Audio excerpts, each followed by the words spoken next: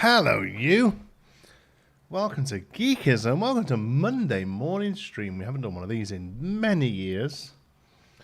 Normally, I'm far too busy on a Monday with real life. But yeah, it's a civic holiday here today. So it's first time I've got live. Hi, yeah, there probably will be a few new people. What do you think of next on the Planet Paths too? I'm very excited for Planet Paths. Planet Paths is my jam. Yeah, we don't normally do Mondays. Normally I'm in work. But yeah, today is a civic holiday. So Ontario, for the most part, is off work today. And yeah, Xander's gone to his mom's for the day to do his birthday stuff with her. We did birthday stuff here yesterday. Greetings from Tel Aviv. Hey, that's a long way away from here. Welcome. And yeah, so he's had a good birthday couple of days. And he goes to camp tomorrow, which is crazy. Overnight camp. First time doing that. Yeah, so I thought I'm at home on Monday. I've got nothing to do. I'm going to go and buy terrible food that I shouldn't eat. And I'm going to binge out and play Planet Coaster. So I've got an energy drink. I got some chocolate. I got a bag of gummies. I'm going to eat a lot on the stream.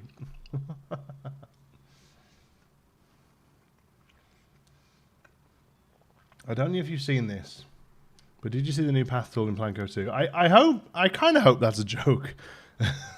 If not, you need to go and watch my video that I put out.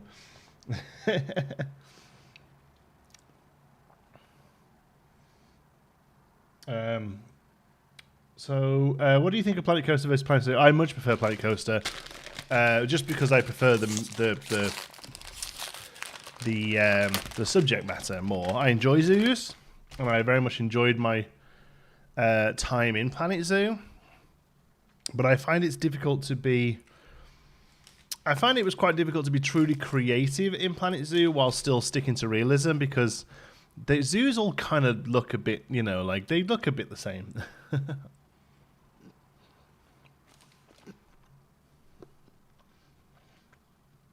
So glad to go to work in half an hour. Well, we're getting half an hour, then we're getting some stuff done. So we're here today in the Rapids. Then, if you didn't see Pinewood episode 50, whatever it was, 60 something maybe, I don't know. Anyway, it was called The Penultimate. Hey, Alton, don't get into trouble on our account. It was called The Penultimate, and it's basically saying that for the most part, all we need to do now is put some trees down and put some rocks down, and that doesn't really make a very exciting video, but I thought I would come and share it with you lot.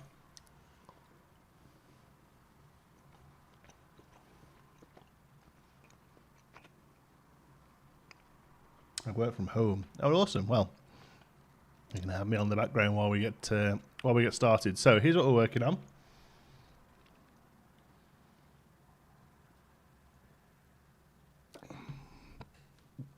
Thank you, Andrew, doing the YouTube stuff. Yes, if you are watching right now, like the video. 83 people watching. That means we should have 83 likes in 6 seconds. Ready? 3, 2, 1, go. You failed. Can't believe Ontario celebrates my birthday as a civic holiday. Happy birthday, pessimistic videographer. I imagine you can't believe it if you're going to be pessimistic about it. That sounds right. You need more foliage? Oh yeah, that's today's video, is foliage. We're going to foliage this area. I would like it so you can't really see the track really. One thing I noticed looking at a few theme parks online. Let me see if I can find a good example. Alton Towers probably isn't the best example because it's the whole thing about Alton Towers is that it has to be under the tree line, but I still think it's worth doing. Hold on, my Google Maps has got to go. Whoa.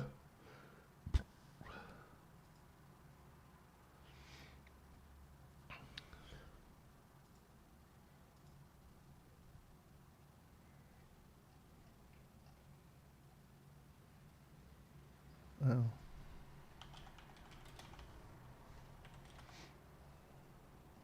There we go. There's Okay, so if we take a look at this, right? Has that worked? Do you see what I'm seeing? Do you see what I see? Yeah.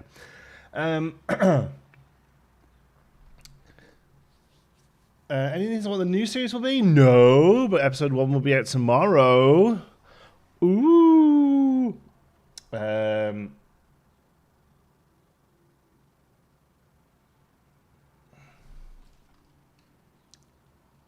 Oh, hey, Alex.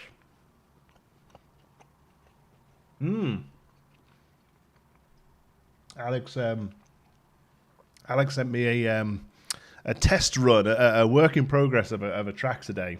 Oh, actually sent me the other day. I only saw it this morning though because busy weekend with the kid's birthday. And it's amazing. It keeps smashing it at the park. So anyway, yes, the reason I wanted to show you this was where are the let me find the rapids over here somewhere. Yeah, here we go. Right.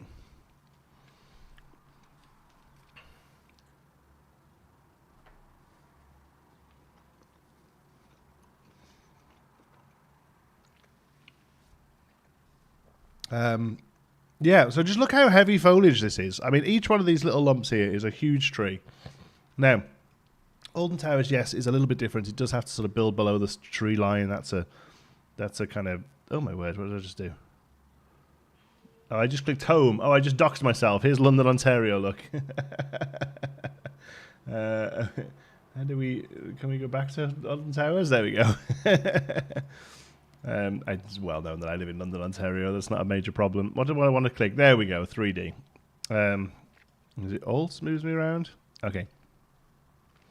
Right, so, yes, look how... just look how many trees there are everywhere. Like, it's so green. I don't know where you live, yeah. All the way from Tel Aviv. Is that you who's in Tel Aviv? Like, it's so green. Now, yes, this is a gardens, and it is like a valley here. Look, you can see it valleys down into the gardens. But even here, look, you know. Like, the roller coaster is just almost unseeable because of all the greenery around it here. All right? Cloud Cuckoo Land, and then Smiler over here. Like, this is a little bit more... This is kind of a little bit more what we've got going on in Pinewood, where you can see these larger plazas, you know? But yeah, it's you know, it's just basically a huge tree line. That's kind of what I wanted to point out. And I feel with Pinewood, you don't actually get that so much, really.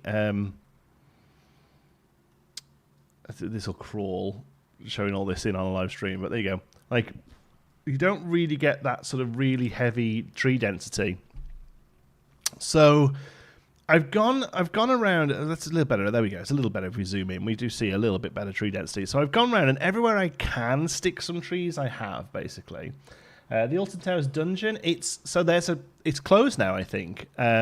There is a chain of them in the UK owned by Merlin, who own Alton Towers, called the Wherever It Is dungeon. So the London dungeon's probably the most famous one, but there's a good one in Edinburgh, I think. There's a York one, I think. A lot of places where there's a good amount of history in the city, and it's a sort of historical tourist city. And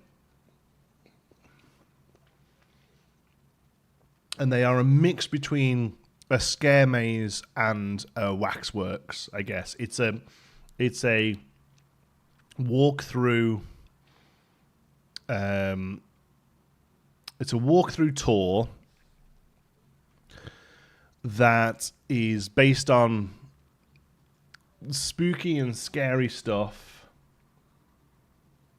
and it's so you walk through and there's like meet and greet people and scare actors and stuff, but it's all loosely based on history of torture and gruesome stuff, and then each one of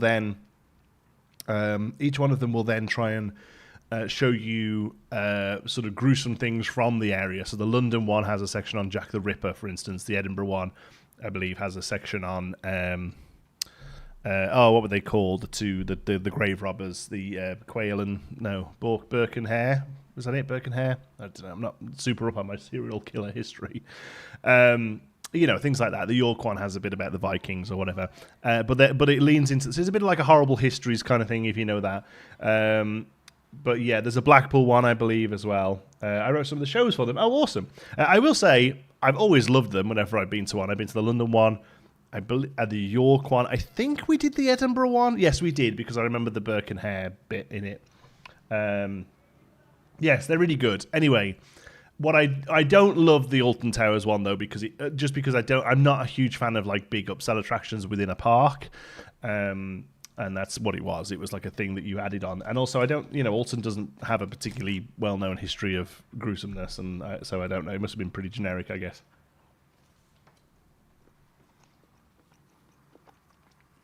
And now my own attraction in Chester, which is all Roman themed. Oh, wow, that's awesome. Chester, great Roman city. Hey, John, hope you're well. Hey, Paul's doing good, buddy. Yeah, thank you. Making the most of a day off. Alton was crap. It's closed now. Oh, there you go.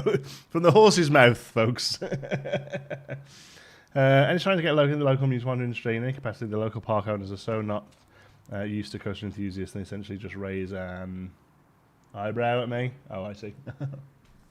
That's the same.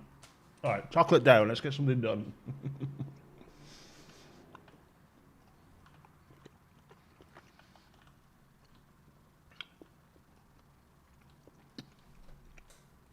Am I going on the new ride at Thorpe Park? Seeing as it's about 4,000 miles away, no, I don't have any plans currently.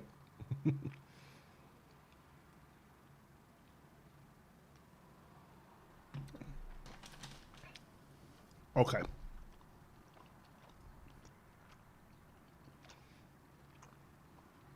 Scenery. Let's start putting some rocks down. So, I have already said, not going to be absolute, completely covered rock work here. Like, we're not really dealing with that. We're just going to be breaking up the natural rock face. Yeah, you should all go and check out Pause. It's a great YouTube channel. I watched something of yours a couple of days ago. I think it was... Oh man, there's been so much Planet Coaster content lately. It was Planet Coaster content, and it was you were doing this much like myself, going back and sort of boxing off an older park, and yeah, it was good fun.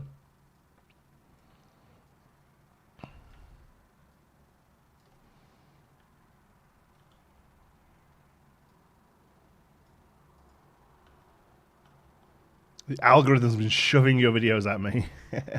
Algorithm probably has not got a clue what to do with Planet Coaster at the moment because of so many like older channels out of nowhere coming back, and like I wonder whether it started parsing for Planet Coaster 2 yet. I don't know. It's a whole thing, the algorithm. I have a very love-hate relationship with it. In many ways, like I actually think it's pretty good. Like it does a pretty good job of showing me stuff that it thinks I would like to see. Honestly, I actually do think it does a pretty good job of it. I've found a few newer creators who are covering Planet Coaster 2 stuff, for instance, like covering the news, that I wouldn't have found before, or on my own 2 feet, you know. So I don't actually mind a lot of it. Hey, Claire. Hey, sorry, Jester. Yeah, I just... we're a little short at work today. At work this week because one of my staff is on paternity. His wife's just had their second baby, so he's having some much deserved and much needed family time, which is awesome. And then my boss and another of my staff are in Gen Con currently, although they're traveling back today. Gen Con, a huge gaming convention in Indianapolis. So we've been 3 staff down, basically, and because of that, I've had to pick up a little bit of overtime, and that's fine. You know, I don't mind chipping in and doing some extra bits, but I didn't have Saturday down as one. And then last minute, I was like, oh, we don't have enough staff. Well, I'm going to have to go into work. But it was good. It was good. We had... what do we have going on Saturday? There was quite a few things going on. There was a Legion tournament, Star Wars Legion. That's a miniatures game. With Star Wars characters. It was actually an invitational, so the winner of that got a ticket to Nationals, which was good. And then we did we had a Lorcana Chaos draft, so it's a draft that used 4 packs from different 4 games. And then we had a Star Wars Unlimited draft of set 2 as well. So yeah, a lot of that probably means nothing to a lot of you if you're not into physical games as well as video games. But yeah, that was my Saturday. And then Sunday, it was Xander's birthday. It's actually his birthday today, but me and his mom are separated and we co-parent, so he technically gets 2 birthdays. So my birthday with him was yesterday, and also his party was yesterday as well, with it being the weekend. So we had a pool party. We hired a community pool. Neither of us have a pool ourselves, unfortunately, but there's lots of community pools you can hire. So I was ready for Blankos too. Oh, yes. I mean, it seems like a silly question, but yes, very much so. And yes, we have done some videos on it. Let's loop back around to the algorithm, sorry, because I want to talk about that. But yes, Sunday we had a pool party, so we had all these buddies jumping around for a few hours in the local pool. That was great. And then the 3 of us, me, him, and his mom, because we still have a relatively healthy relationship for his sake. We were able to do things together occasionally, which I think is good and important and healthy. So we all went and did an escape room, and it was a Super Mario themed escape room, and it was absolutely awesome. It really was. They'd done it so well. Like, it was all knockoff. Like, they don't actually have like a Mario license, but I don't know. I think of that sort of stuff as like the Mickey Mouse painted on the side of ice cream vans, right? Like, whatever. But it was really good. I put some videos on it. I put some pictures of it on my Twitter. So if you wanted to go and have a look at it, they did a really good job of painting it out, and you had to collect the stars to open the gate to Bowser's castle and rescue Peach. It was like, they really did a good effort with it, and the puzzles were fine, and he could help with some of them, and it wasn't really a kids one. It was just one that kids could help with, There was a few puzzles that required color sequences that I, of course, was terrible at. So it was him and his mom doing those.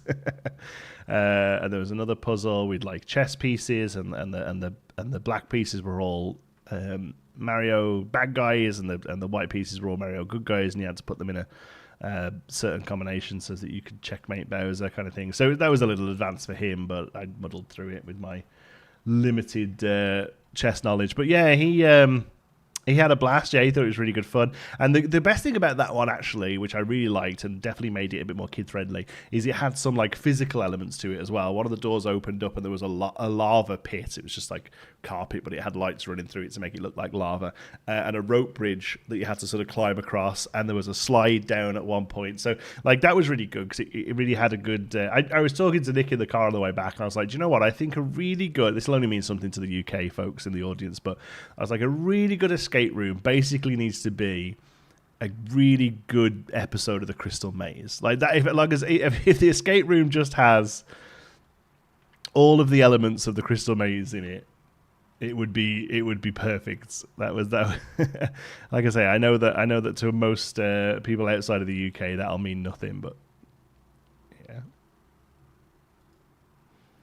But yeah, no, it was awesome. He had a blast. I really enjoyed myself. It was good. It was nice to hang out, the 3 of us, for him and stuff. So yeah, it was good.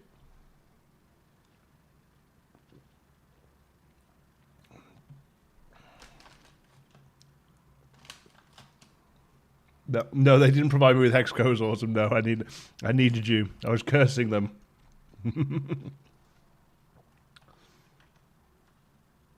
I love that show. I believe it's still on. Didn't they like remake it with Richard Ayoade as the host? I'm sure I saw that.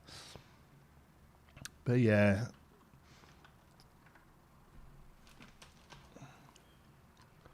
The ones I've done in Stoke. Yeah, no, it was really good. It was probably the highest sort of level themed one I'd done. Yeah, I'm see if I can find you the picture. Saves you all going to my Twitter. Hold on.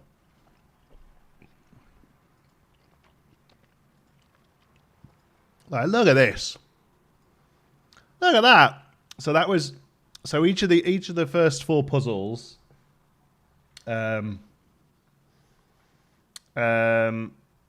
the remake wasn't good. That's fair. I feel like it was one of those sort of its time shows. So each of the first 4 puzzles opened up gave us a star there, and we put the stars in there. When the 4th star was put in, this tunnel opened. That he fell there and he's putting it back up there. But this tunnel opened. You can go through the tunnel, And then in that tunnel there was like a Luigi's Mansion room, and you had to the boos were all lit up different colours, and you had to shine torches on them to make them go out and stuff. It was really good. And then there was this other puzzle here where it was one, like a typical sort of like a lot of the puzzles were very escape roomy puzzles, but they'd done a good job of theming it. Yeah. And he had a lot of fun doing it. There you go, and then that was the big door there that opened up, and inside there was a big Bowser on the wall, and you had to shine lasers up at him. It was great. It was really good. It's probably the best one I've done. Theme-wise, puzzles weren't the best, but theme-wise, it was the best one I'd done.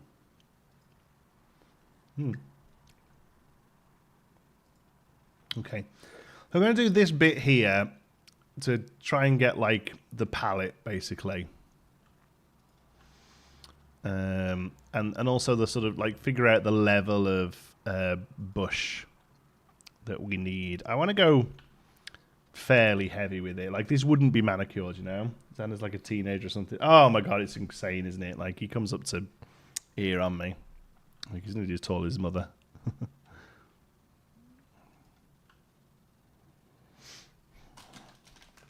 You did the Crystal Maze Extra Friends. That's good. That's a good idea. Like, as in, like, you can go to the actual set and hire it and stuff. Mini you, do you think? I don't know. I really see his mom in him. But, he's got my, he's got a lot of my personality. He's a very cheeky little shite, which I was as a kid. And many would say probably still am. But he's a good kid. He's very kind. That's really something I'm very happy that. I mean, it's partly probably how we've raised him, I hope. But I'm sure everyone tries to raise their kid right. Yeah, he's a very kind child, very considerate.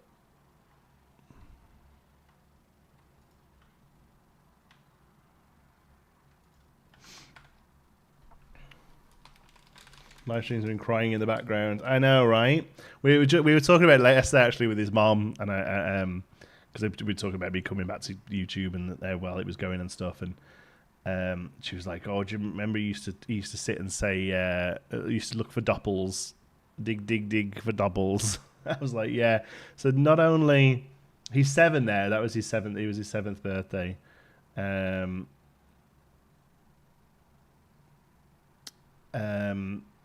It was he was 7. So yeah, so not only do I remember him digging for doppels, I was like, a lot of my community do as well. Like I always get messages about him saying like, oh my god, I remember when he was digging for doppels.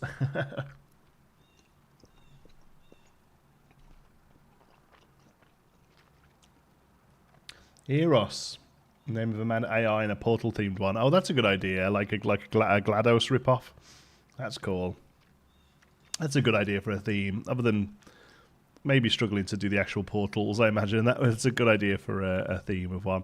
I'll be honest with you. I talked a little bit about my boss with it because we have a very themed game store that I work at. Our back room is very themed. We have like a fantasy medieval area, and we have a Star Wars bridge area. Like there's videos online, and we love doing that sort of stuff. And I've said to him, I was like, it must be so much fun to come up with these, and it's totally within our wheelhouse. Like as a team, we would be able to come up with the puzzles and decorate it and stuff. But I feel like it's very front. I feel like it'd be a very difficult business to get started because you kind of got to put all that money up and then hope people rock up. And I often think that as fun as they are, I've only done a few of them, but Nick loves them. Does that whenever somebody comes to visit, she'll take someone to them. So even her, who is somebody who's like that, she would call it a hobby. She'd be like, yes, I am a fan of escape rooms. She may only do like 2 a year, So I wonder how there's a business with them, really. I suppose if there's enough people who will do 2 a year, it doesn't matter, right? But yeah. Any water park plans for Planco 2? I mean, out the gate, yes, we will play around with water parks, like 100%. I don't know whether or not like my main park will have any. There is going to be a water area in it. There's going to be Testudo, which is obviously based on Tortuga, and that will have a that's going to have like a pirate / water theme. But plans for that were to have it more like water coaster focused, and maybe a water ride, maybe another rapids or a flume, depending on how they look. But I hadn't really planned on it being water slides. But maybe, if they end up being really good and the other options aren't so great, maybe we do look at making a water area there, Yeah, I think I've started Planko 2 videos myself too when it releases. I'm wondering if I should do Sandbox Korea, creating scenarios or what. Still mulling it over. That sounds good. Yeah, there is going to be a franchise mode this time as well. This is fun. I mean, you've got to do the content that you feel like you can enjoy and do and make something out of, right? Like I am very much a creative player in this game. In these games, I don't mind a management game. A lot of the other stuff we play on the channel has been more of the management focus. But for me, Planko has very much been a creative play. But then, there's a lot of people who actually really enjoy the management and the career mode and stuff.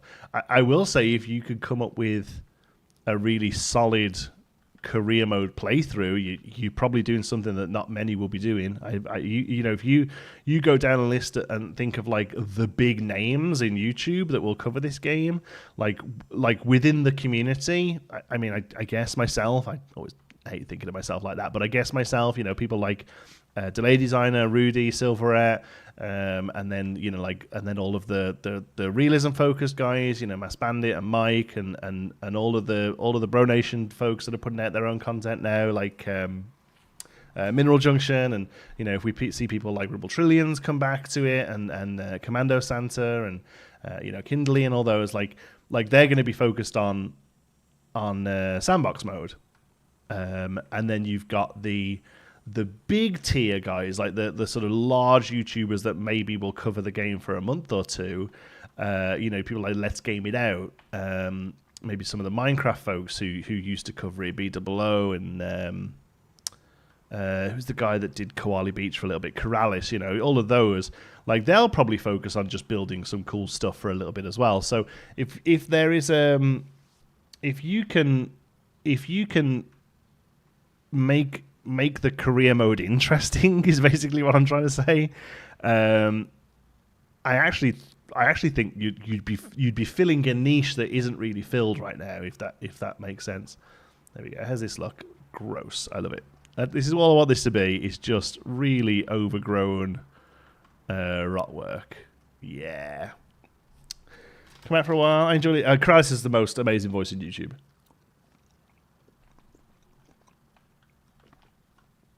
Yes, we love this. God, this could be Planet Zoo. You could do with 4 different pieces of foliage. And we will treat this as well. I'm purposely using all stuff that would do well in shade. Yeah. My favorite experience with Planko is Let Game It Out. Yeah, and you know what? It's really encouraging to help website play through career mode. There you go. Yeah, awesome. I'd watch it. On my break at work, you got any big plans for the next game? Oh, yeah. There'll be a video soon about it, but if not, you can check out Twitter in the meantime. Meanderville is going to be a from the ground up, fully master planned, heavily themed, high budget park in the style of obviously Disney Universal is going to have elements of it there. I'm taking a lot of references from Epic Universe at the moment just because there's a lot of it around. It's really great to look at. But the park itself will definitely be in the style of something like Efteling Phantasialand. Yeah. Parkitect scenarios are great, and Silverette did a lot of work on those. RTC1, I still go back every now and again and do the first few roller coaster campaigns. I do. Do you think you'll go back to any of your Planet Zoo projects? So I'll be honest with you, I did, when I sort of first came back to YouTube before Planet Coaster 2 was a thing, I did have a look around Nuna Canada, and that would be the only one that I would like to go back to, honestly. All the others were fine, but they were very much of their time. So yeah, so I did load up Nuna Kanata, and I did have a look around and did consider it. At the moment, my focus has really been on PC because of PC2 coming. But I do think if it turns, if they come and announce like Planet Coaster 2 comes out in December or something, and we're really looking for stuff to do, I might look at going back to Nuna Kanata. But at the moment, I just don't really have the creative juice rocking for the zoo stuff, unfortunately. Honestly, what I'm looking forward to most Planet Coaster 2 isn't already confirmed. Better scenarios. I feel that we're lacking. Yeah, they were. Let's be honest, they were. The management in general was, is a little lacking in PC. Let's be honest. Let's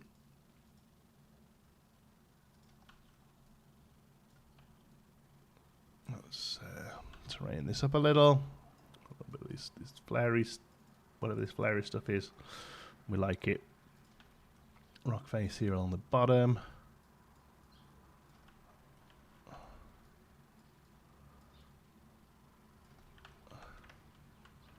Cool. Yep, that looks good. And then we'll throw in some trees. Obviously, we've got to have pines, but the big problem we have with the pines is they don't have the best coverage. These Ponderosa ones are pretty good. And I believe we get these in England.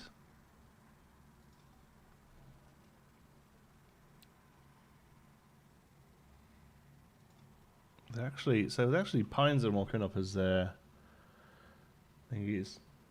I was helping design a water park game for a while called Operation Water Park, where I hoped to solve these issues, but the game sort of fell through. That's a shame. My thing with water parks is I don't know whether there's enough for a full game there. I in the same way that like it would probably work at like the scale of something like a Mega Aquarium, that's like a bit more of a sort of puzzle game. It would probably I feel like something like that sort of scale would work quite well for water parks. Yeah, I have also many times toyed with video game design, and one of the sort of design documents I worked on for a bit was just a splash pad game, but it was definitely more of like a more puzzle element, really, sort of like a problem solving element as opposed to sort of real high creative stuff, Okay. How do we feel about that? That's probably a little too close to that one rock there. But otherwise, it's okay. Yeah. Yeah, more like a Parkitect level. Even Parkitect, though, is very creative. But I did love Mega Aquarium. I had such a good time in that game. Yeah. Enough content for a game. You do? Yeah, I don't. I think... Honestly, I think you're going to see Planet Coaster 2 come out. Everyone will make a water park for 2 months, and then they'll all do theme parks with maybe a few slides in. I just don't think there's enough variation in the material. Okay, I like that. I'm going to run to the bathroom real quick. I will be right back. Don't go anywhere. I'm just going to pee. All right, so let me pee. But what I will do is run an ad because. We gotta make bank.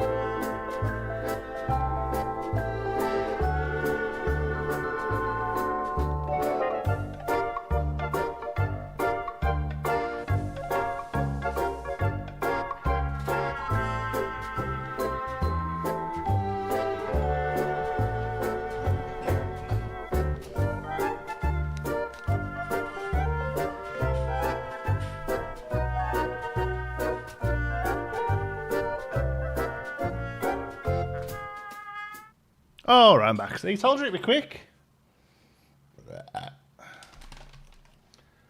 Oh, no.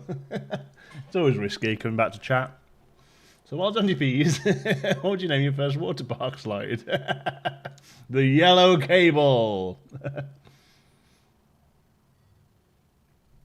Is Jonty taking a call? Why did you keep putting it in air quotes? I had to take a call the other day. What's wrong with that? No, this time I was just peeing.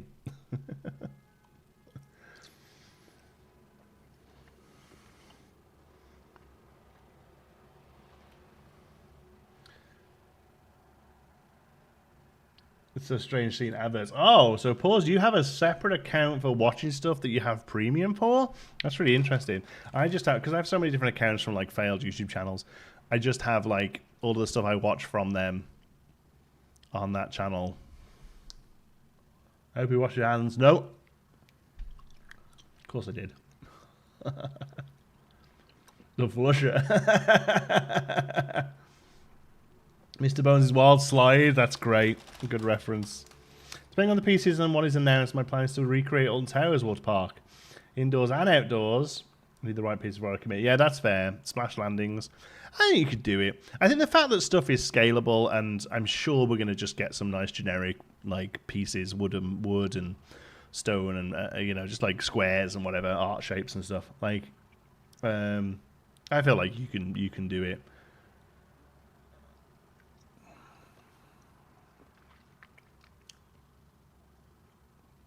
I still know nothing about theme parks, and my head is just full of silly ride names. No, that's great. I love that. Yeah, really happy with this. Just got to do this everywhere. It's going to take forever, but that was fine. How long did that take? 40 minutes. Jesus Christ. No, did we start at 12? How long have we been streaming? Does it tell me? Does that not tell me anything anywhere? Yeah, we started at 12. That took 40 minutes. Jesus. All right, well, let's crack on. Tipping buckets, yeah. Well, that's a fair point, and it's a little irritating, right? Because for me personally, like they are such a big part of what makes a water park, you know.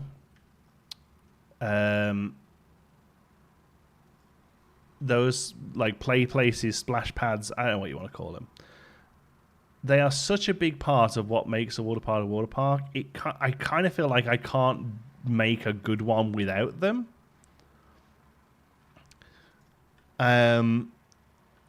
We could do a fake one, I'm sure. There's enough parts there to make a fake one, but I really think that's the sort of thing that I would love to see people running around.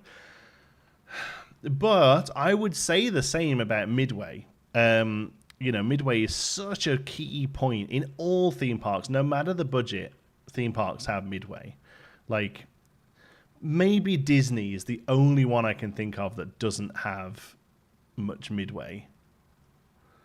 But it's such a key point of them, and we never got them in Planet Coaster 1. So, like, part of me thinks maybe it's just not their focus. I genuinely say this with love, because I really do think for the most part that Frontier do an amazing job of generating this as a simulation. But I kind of wish they would go and look at more real parks, because I feel like what they are good at doing is making a good theme park game. and they're very good at referencing other theme park games. But what I would really love for them to do is maybe think about cracking that mold a little bit, and instead just going and looking at how theme parks actually work, you know? Because so much, I feel, like all the little annoyances that I have with the game are because they replicate what Roller Coaster Tycoon did 30 years ago. And what they don't do is they don't replicate what theme parks do. Midway is like shoot the hoops, get balls in buckets, win stuffies, like win teddy bears. You know? Yeah, all that sort of stuff. Yeah. Splash Pad does feel like a potential DLC. Yes, I agree. Animal Kingdom has a little Midway area in Dino Land. Oh, yes. Yes, it does. You're right. That is, yes, there you go. Disney has Midway. Alton Towers has lots of Midway. Every other theme park has a ton of Midway. Even all the Universal parks have a ton of Midway. Like it's an absolute money earner in those places, and it just feels like it like I don't know why they didn't do it. Like like they're obviously capable of doing it in Planet Coaster 2. My worry with it always, well, not my worry, my thoughts with it, and the reason why I thought we never saw it was because I imagine it's maybe difficult to break guests up and break them up from paths and stuff, because that it always seemed to be the fact they moved as a group, you know.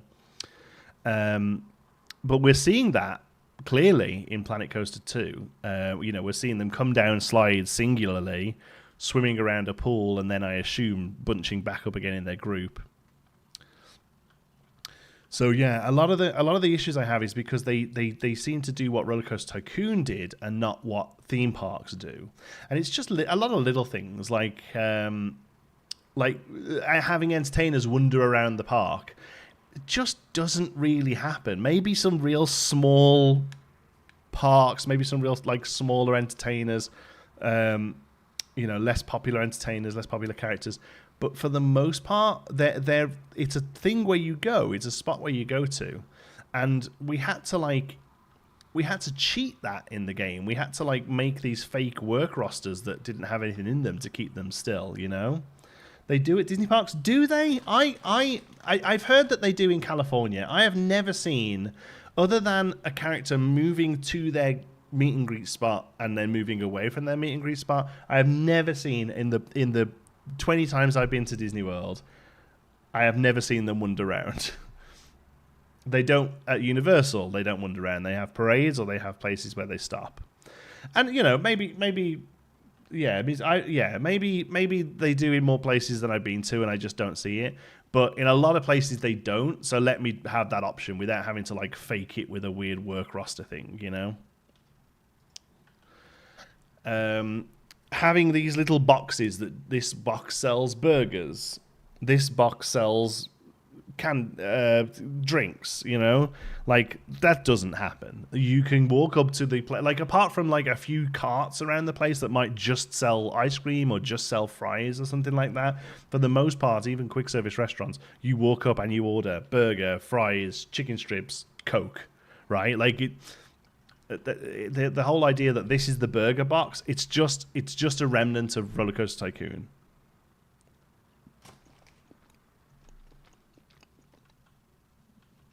Yeah, that's fair. In the newer spots, yeah, they are roaming, but that's like a fairly new conscious decision to make stuff immersive, right? I've got a really cool clip of my kids swinging a lightsaber at Kylo Ren, and Kylo Ren being like, "A lightsaber?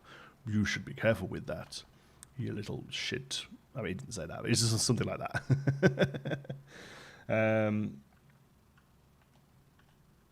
Yeah.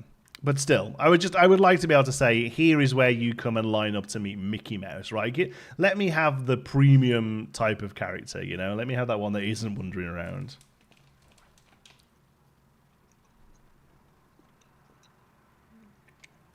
Around the curse. Yeah, they will for now. That'll be gone by the start of next season. Yeah, food stalls that can sell anything. Again, that was something that was added to Planet Zoo, so I hope we see it here. But just like the fact that it's something we have to wait for and ask for. I don't know. Just I want to say to the developers, you go and walk around actual theme parks. You know, go and have a look. I mean, I'm sure they do. I'm sure they have trips out, excursions out, but stop looking at how other games have done it. Stop looking at how you've always done it, and actually look at how parks are put together. Have a look at how little of the parks are actually just rides. Like, there is so much other stuff going on in parks. There are shows, there are cinemas, there's midway, there's little games to play, there's play areas, there's meet and greets. There's just so much stuff that makes up a theme park that isn't a roller coaster or a flat ride, you know? And I'd love to see all of that sort of stuff brought in. That's what I want from the game the most.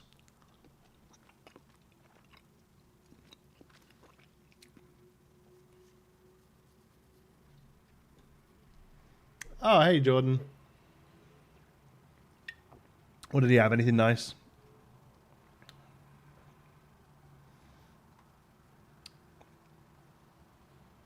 Hey, Animal Talks are done in plans. That's what I mean. They're working towards all of this stuff. That's what I'm looking for. When people say, "Oh, which ride would you love to see?" I don't care. Give me 20 roller coasters, 20 flat rides. I'll make it work. Like, I'm not that's not the sort of thing that really fusses me. I know a lot of like coaster heads really want X coaster on this train on this track and stuff, and that's great. And I hope they get them. But that's not me. I want all of the fluff that makes a theme park, and not an amusement park. The material we get for the game, the themes and and all of that, they're very much theme park focused. They're highly themed areas, highly themed scenery. Yet the features we get are amusement parks. They are rides and food, and that's it.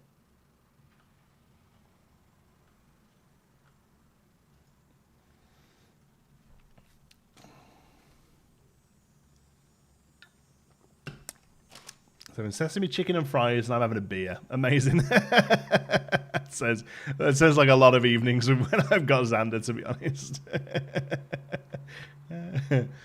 Yeah. Here's your mac and cheese. I'm having a beer. Yeah. Probably Drayton Manor. What was the question? Since you're from the UK, what is your nearest theme park? What is the nearest theme park to Swindon? Oh, Swindon? I have no idea where Swindon is. It's like north of London, isn't it? Yeah, is that Drayton Manor was the suggestion for that? Yeah, that sounds about right. I don't know. I apologise that Drayton Manor is the nearest one if you're visiting Swindon. Saying that, they're new. They have like a little Intamin family coaster that's just gone in there that looks pretty cool. It's got like two patterns. It has like a forward and a backwards pattern, and it's got multiple switch tracks and stuff. West of Oxford. Yeah, so yeah, probably Drayton, yeah. A couple of hours. I suppose if it's a couple of hours, Swindon, you could do the London parks as well then. I imagine Thorpe can't be that far. Yeah, Thorpe's probably the one to hit, right? And you've definitely got a better ride selection at Thorpe as well. They've just had their new, also Intamin, I think, isn't it? Is Hyperia Intamin? By the train, anywhere in the country is accessible by the train in a few hours, basically. Like, if you want to put the effort in, there's a train to where you want to be. Mac, cool, there you go. So Hyperion is Mac, but yeah, that's the new one that's gone in. But yeah, the little family coaster at Drayton Manor, it looks cool. I'd ride the heck out of that.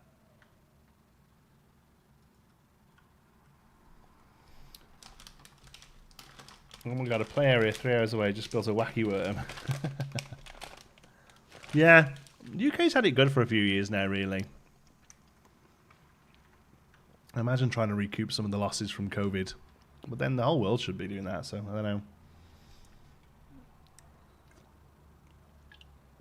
If it's running. Yeah, I've heard it's had a bit of a shaky start, yeah. Alton needs a Mac. If it's similar to Icon, well, it'd have to be, right? Couldn't do the height of something else. But, yeah, that's not a bad shout for Alton Towers, something like that. Low to the ground. As much as I love 13, the amount of space that ride takes up, and Rita, to be honest, the amount of space that Rita and 13 take up, you could have a really great, like, windy, like Icon, or you know, like the later half of Cheetah Run, that kind of just that really like low to the ground, swish swish swish. That'd be great. Alton Towers is a no-go for trains. No, I imagine probably not. You would have to get a train to Stoke or somewhere like that, I suppose. Blackpool is quite far. Yeah, Blackpool's northwest of the country, right up out the way, but very accessible via train, depending on where you're starting. We might as well, with the rock work, come right down to here and do all this in one go. Definition 5 is very different. Yeah, exactly. I mean, that's the thing now. If I hear that something's 2 hours away, I'm like, oh, cool, I can do that in a day. Whereas before, God, I would, like, when I was in Liverpool and my parents were still in the West Midlands, I would be like, oh, it's an hour and a half away, so I've got to make a weekend out of it. I'm not driving an hour and a half for any less than 2 days, you know? Whereas now, 2 hours away, it's like, oh, yeah, I'll go 2 hours away for some lunch. It's very weird how sort of quickly accustomed you get to all of that.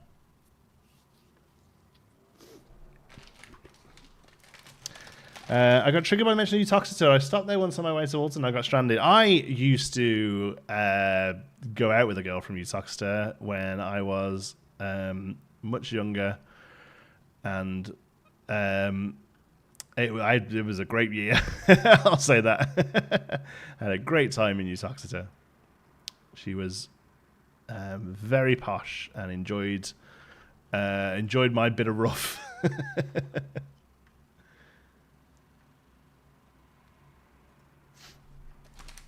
Stafford is the easiest station from Alton Towers. Stafford? Really? Still feels like a bit of a jaunt to Alton. Like, you still, especially if you're using public transport and therefore having to get like a cab or an Uber, that seems expensive.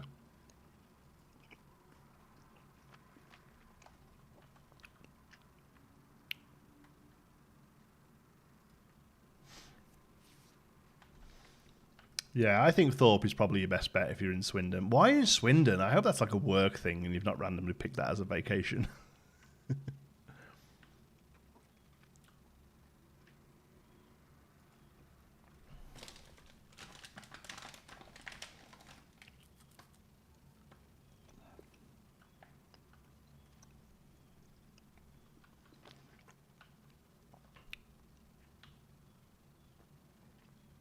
Yeah.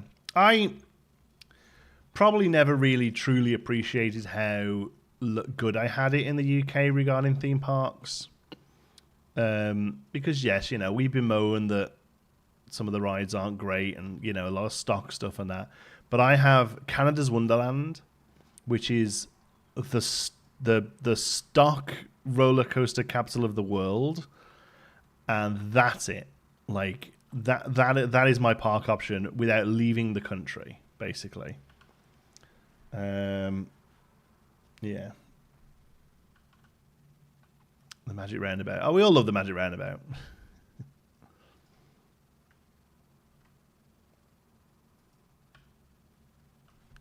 Paulton's Park, Pepperwig is the closest. Oh, there you go. You're in it. Yeah, I do. I forgot how sort of lucky I was, really, because now Canada's Wonderland, as great as it is, you know, you can go there for a day in the summer, ride the 3 half decent B&Ms, and then ride whichever stock model you want from everything else. There's a couple of interesting things there, but they're not interesting because they're good. Like Wonder Mountain's Guardian is one of the weirdest rides I've ever been on.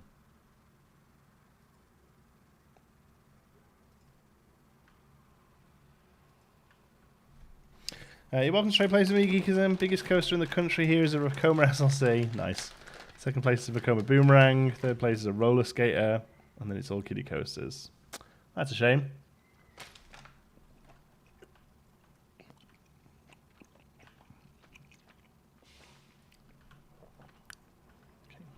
That's enough rock work. That's enough rock work. Recently watched a video of someone riding coasters at the park I grew up with. I was shocked just how bare the park looked. It's not much planting, no real theming. PC and Six Flags have spoiled me. Turns out it's only about 15 minutes away from Pleasurewood Hills. Surprisingly, no one else wants to go. Hard to convince people that jank is fun. I mean, I don't know who you're with, and I don't know what the situation is. When I've been like that, like we've been away to camp somewhere for a week, and there's been a jank-ass park nearby, I am totally fine with being like, bye everybody, I will see you for dinner. I've no issues there going somewhere like that on my own. Absolutely, I would have a blast.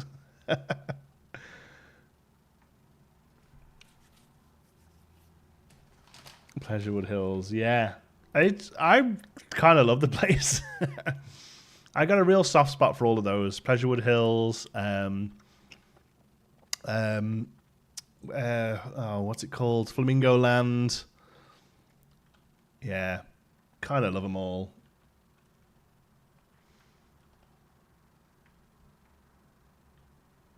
Because for some reason, like, yes, they're a bit janky and a bit shite, but I always have felt like they're trying their best, you know, under the situations. I'm trying to get my head done. I'm trying to get my head done in on that boomerang. Yeah, love a boomerang.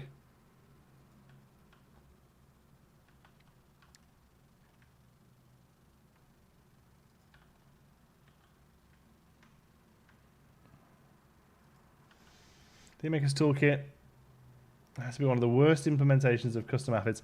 It's a bit funky, eh? I wonder if we see it return for 2, and if so, if it's redeveloped at all. It's a lot of work to get something on there. One thing I'm hoping, and with Theme Maker's Toolkit, is that they paid attention to the sort of stuff that gets downloaded a lot. You know, like that's the thing I hope for the most. I hope the fact that they see that outside of animals, pretty much the top rated stuff is backstage and signage and all that kind of stuff, you know.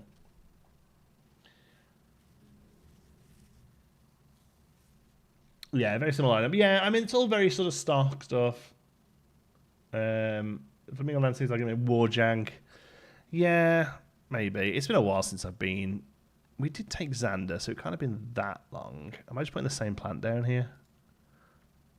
Oh, I'm getting so lost now. Right, what are you? Green bush. Green bush, yeah. Oh, I thought so. Whoops. Never mind. It's okay. UK has a lot of parks and so little time to see them all. Yeah. If you're doing a trip and you're looking at hitting stuff that you'll care about, it's Alton, Blackpool, and Thorpe. Everything else is janky trash that we love, but it is still just janky trash.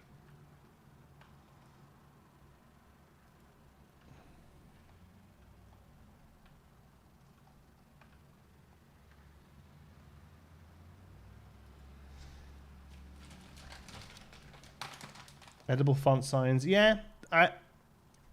Scalability is going to be really interesting to see if that works. Will it work on fonted signs? Looks like we have custom fonts in the game. I'll be honest with you, I didn't see any signs that you could write on. Maybe they've gone. Maybe it's custom fonts or nothing now. Who knows? Chessington, yeah, no, Chessington's pretty good actually. It's a good family park, Chessington actually. Yeah, if you're somewhere for Thor, if you're going to Thor, what are you munching on? Jolly Rancher gummies. Not sponsored, but if you're watching, Jolly Rancher, get in touch. I'll do anything. They're good. Yeah, individual lesson definitely a thing. It'd be interesting to see whether that's in addition to just the regular sort of signage that we're used to. Legoland Windsor is the best park for flat rides in the UK. Well, there you go. My kid went there on his last trip to the UK. My grandparents took his grandparents, my parents took him. I've never been actually. They never took me. But he enjoyed himself. He's a bit of a thrill seeker, so he told me the coasters were all a bit tame, but Yeah, he enjoyed himself. Just realised I've completely ignored this bit up here. We'll go a little heavy on the foliage up this bit then, seeing as we've done less rocks.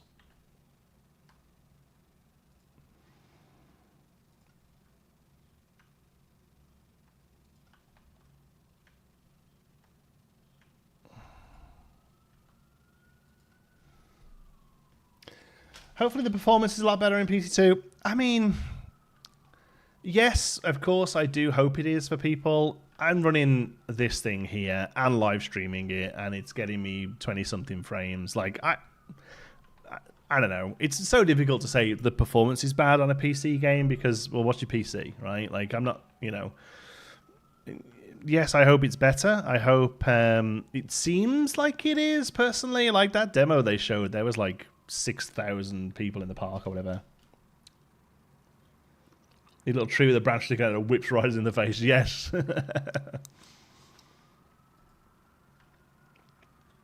Somebody messaged me and said that that some of the trees are a bit too close to the cable car here at certain points. And I was like, go and watch a POV of the Alton Towers cable car and tell me how many times a tree hits it. And they came back to me and they were like, oh my God. I was like, yep. Yep. The boats would be a huge reek of tipping over, or at the very least knocking people out of their seats on that post-drop turn. Where? Here? Yeah, you're right. Never mind. I'm certainly not rebuilding it. Yes, there should have been more of a flat. There should have been more of a flat run after it. You're absolutely right. But, I'm shrug banding it.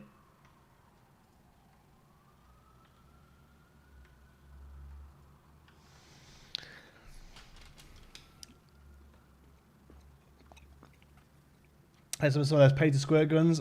Yes, I did think about those. Unfortunately, there isn't really a great area for path interaction.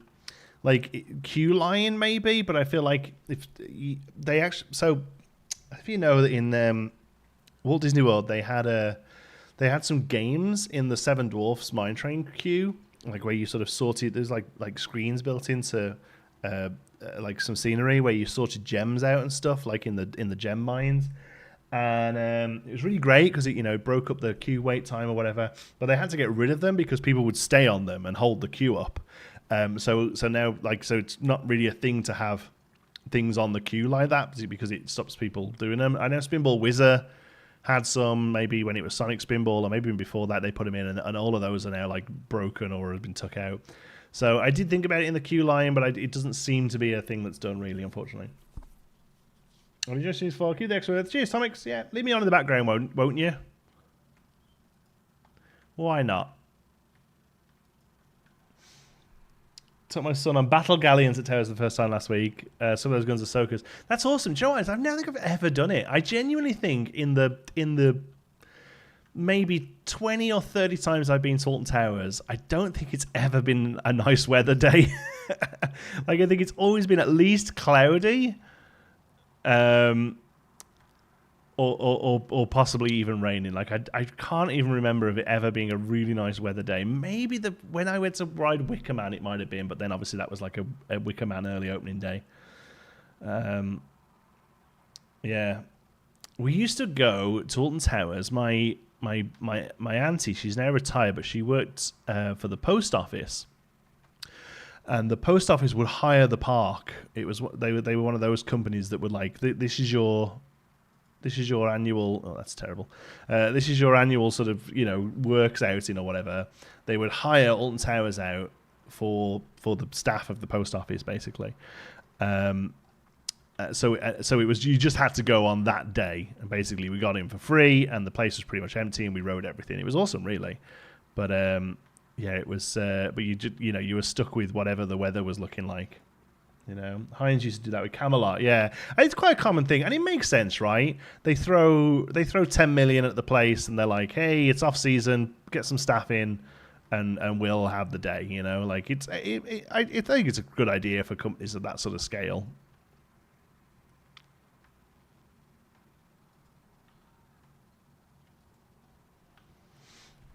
Yeah. It was 10.50. What a bargain. I just love Camelot. Can you still see the coaster from the highway? Listen to me. You still see the roller coaster from the motorway?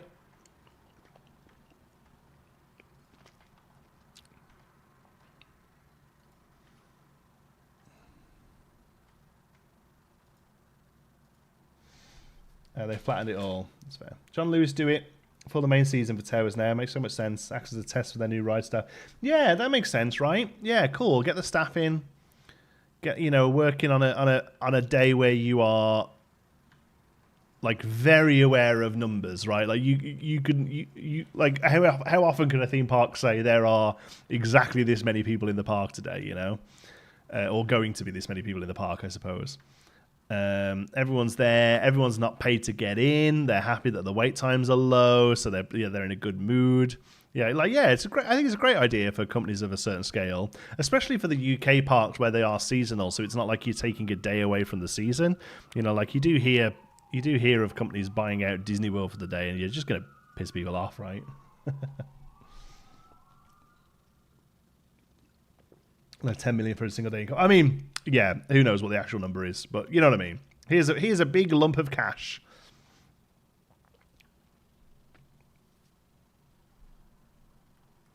Yeah, good to change the new starters. Yeah, makes absolute total sense. Like I say, I am not up on the logistics of the running of a theme park at all, but I understand business, and I understand that would be a perfectly acceptable deal that kind of keeps everyone happy. Yeah.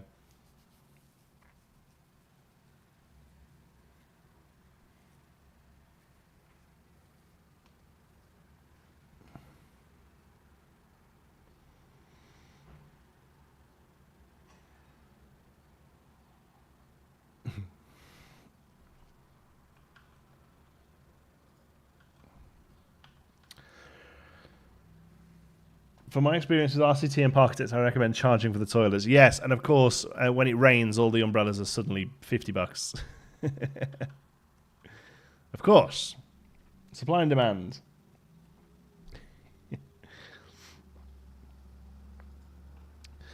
I beg your pardon. Boom. This one's a little bit here. It's a little broken. Although we could just have some of the flower colorings here.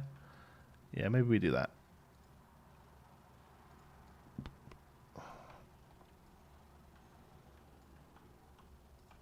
And we'll do a little bit of that and some trees. Yeah. John, so you're good company. Got me to work on painting my Warhammer army. Oh, nice. What army are you working on?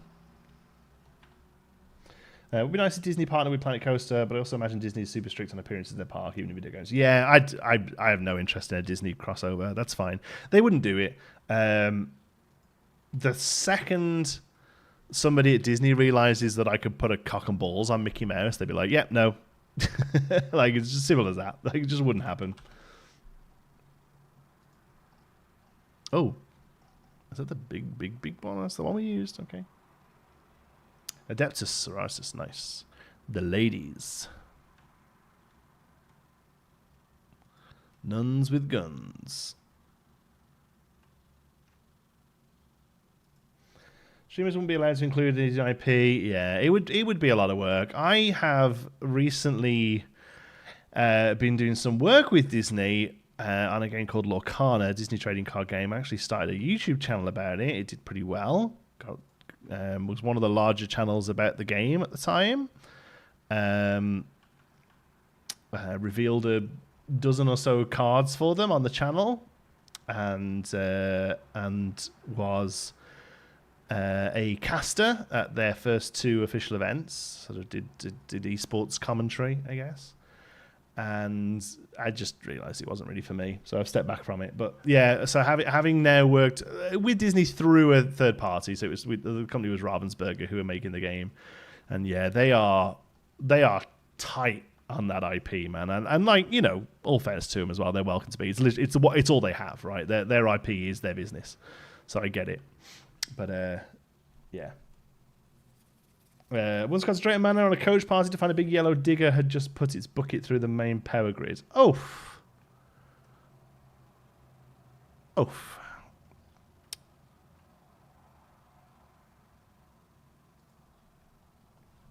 Don't mess with the mouse. The mouse. Yes, this is good. What is that about Planet Coaster 2 Coaster Builder and Smoothing System? 0. Wait, was it the Inkwell? Yes. That was me. Is this all natural terrain, or would Pinewood have placed this? Little column A, little column B. I feel it would probably, like, the terrain stuff itself. They'll have probably built the ride to the terrain, but maybe some of this has been added in. But it's definitely going to be one of those ones where they put it down and just left it. You know. After that Pinkerton stuff with Wizards of the Coast, I'd be scared to try and make content that is. I mean, no, just don't show stuff off before you're meant to show stuff off. Like God, it's as soon as you start dealing with companies, you very quickly figure out what an NDA is and how you don't mess it up. God, I'm under 10 right now for different things. Like, some of them might never see the light of day. It's part of the deal, you know. Carnage is probably one of the craziest fads in recent history. I will say this. It's not a fad. It is a really, really good card game. Way better than it needed to be. And I think it's the best chance of a game finding itself a market and staying in the TCG space that we've had since Pokemon. Now, yes, it was kind of crazy for set 1 for people to get hold of the stuff. That was insane.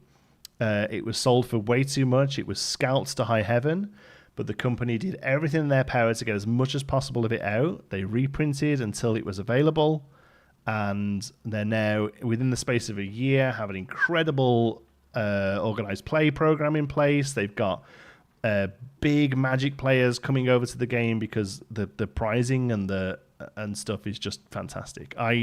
They're nailing it. They continue to nail it. Lorcana is outside of a couple of real specific things like Leviathan, the 40k launch box for version 9. Outside of a couple of things like that, Lorcana is the best-selling game we've ever had in the store. It outsells Magic, and the only one that would maybe come close is One Piece. That does really well, but we just don't see any of it. We're lucky if we get 24 boxes of the stuff. But yeah, Lorcana is... I've never heard of Lorcana. It is basically Disney's Pokemon. Like, if you're not into that space, that is the easiest way to describe it. It is a collectible card game with Mickey Mouse and Aladdin and Simba on the cards, and you play them on the board and you can fight with them. You can collect them. I literally was looking through this today, so I'll show it off. This is my set 1 playset binder. So this is 4 of every card. So there's Ariel, Anna from Frozen, Jumba Jukiba from Lilo and Stitch. They go quite deep with some of their cuts. Like, some of the best cards in the game. One of the best cards in the game is Hiram Flavisham from Basil the Great Mouse Detective. You know, there you go. There's song cards. So Let It Go is a card, and your characters can exert to sing them. It's like I said. The cards are beautiful. The art is beautiful, and the game is way better than it needed to be. Like, it would have sold gangbusters for a while because it had Disney written on the box. But they've got a couple of really great lead designers, Ryan Miller and Steve Warner. They've both worked on Magic in the past. They both did the Digimon revival that did very well, and loads of other things in between that were about as successful as you can expect from a non-Magic TCG. But yeah, Lorcana has got itself. I mean, it's almost top 3. Like, it's almost just pushed Yu-Gi-Oh out now. Depending on which set of sales data you see, like, it's up there. You know, yeah, it's great. Wait, they have Mickey Mouseketeer. Yeah, there's a handful of Mouseketeers. There's a couple of Mickeys. There's a legendary Mickey Mouseketeer from the newest set that gets more powerful for every other Mouseketeer you have out, or something like that. I forget. I haven't looked at the newest set, but How long did they look on anime? Yeah, I'd be interested to see if they're working on something for Disney Plus or something. Like, it would seem like an obvious tie-in because the game itself has lore as well. Like, you're a ink caster summoning the ink and all that sort of stuff. Excuse me, somebody just knocked on my door, which never happens.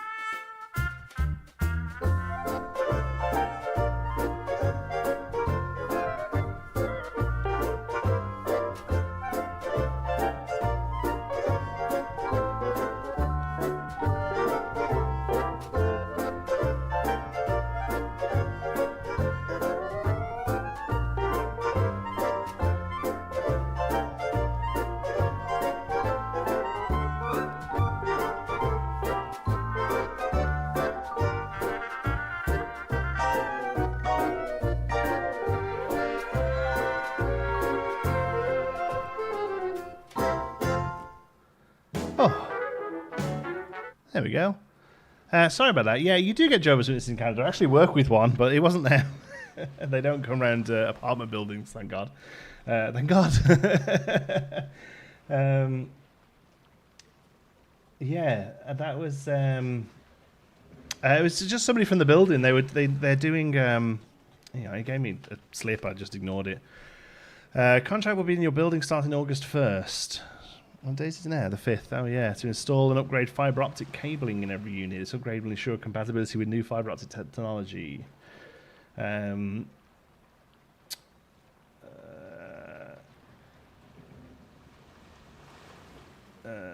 Guys, yeah, personal belongings are removed from the area surrounding the enterprise's date. Just make every effort to minimise the disruption. Okay, cool. Yeah, they're putting in a new fibre thing or something. So I've asked him to come back in a bit just so I can finish the stream. He says he's going to come back in a few hours and do another one first. So we're okay for now, but looks like I'm going to lose internet for a bit today, but that's fine. Okay, sorry about that. Oh. Yeah. Yeah, but no, I live in an apartment, so I don't really get solicitation. Improve those uplines. Yeah, I mean, I felt like we're already on fiber. Like, I get pretty good numbers anyway. It must just be. Is there like a new type of fiber coming or something? Or maybe it's just a way to stick $20 on my rent. Oh well, you've got the new fiber wires now. Great.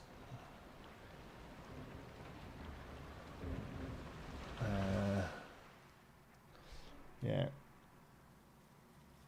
F5 to the cabinet here. I mean, I don't know. Yeah, I don't know what it is, whether it's that kind of thing or what. Cards extended warranty. Yeah. Don't have one of those either, and I drive a piece of crap.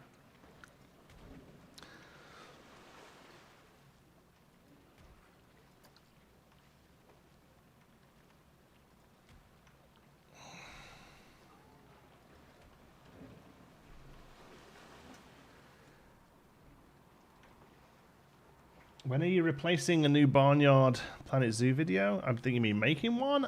No plans currently, just because we're trying to wrap up some Planet Coaster stuff. Wouldn't mind getting back to that series, but yeah, at the minute, just not been feeling the Planet Zoo vibe at the minute. And honestly, I did this for a job for like a year and a half, 2 years maybe even a bit more than that, just making content. And having to make stuff like not necessarily against my will, but having to make stuff that was doing well as opposed to what I enjoyed doing kind of took all the fun out of it. So right now that it isn't my job anymore, and I can be like, I'm not feeling that, I'll just leave it. Like, I know it kind of sucks for people who are into it, but it's keeping me making videos. So yeah, unfortunately right now, I'm not too fussed on it, so I'll get back to it when I am more fussed on it.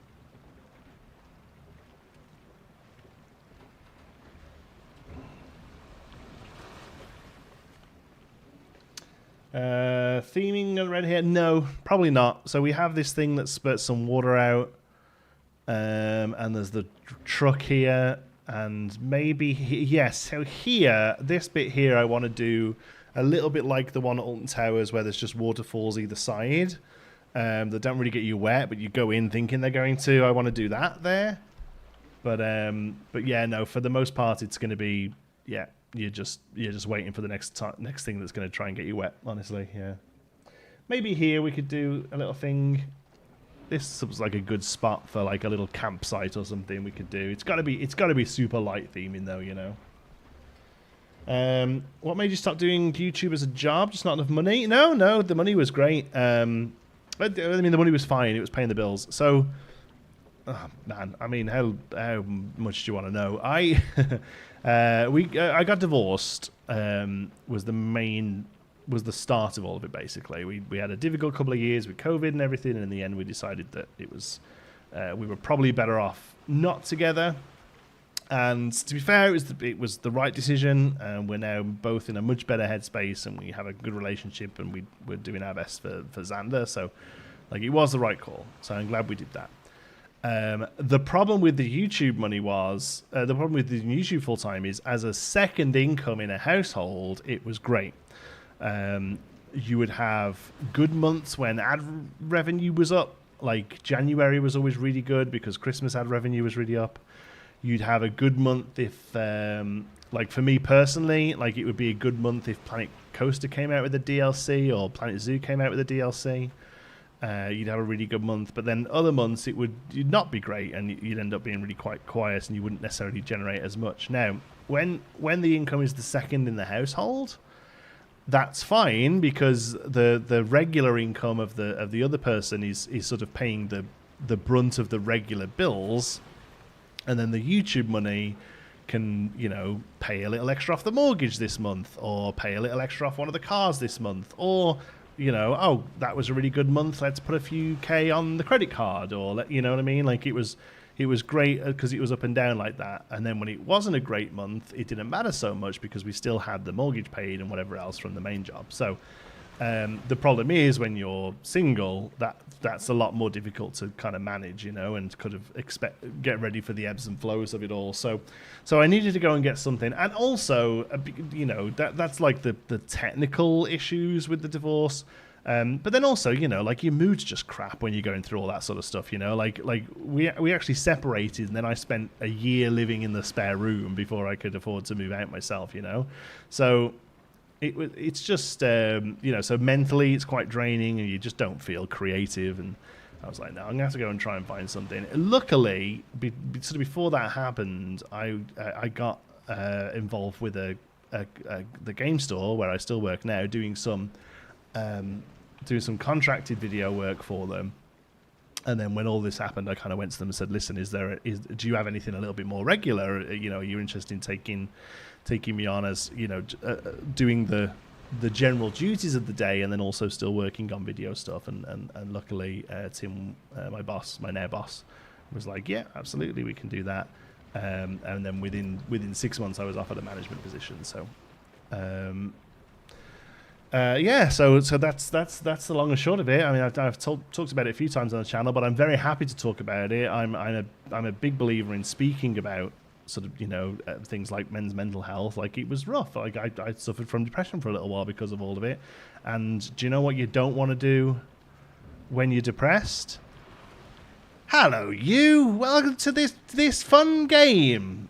You've not got it in you.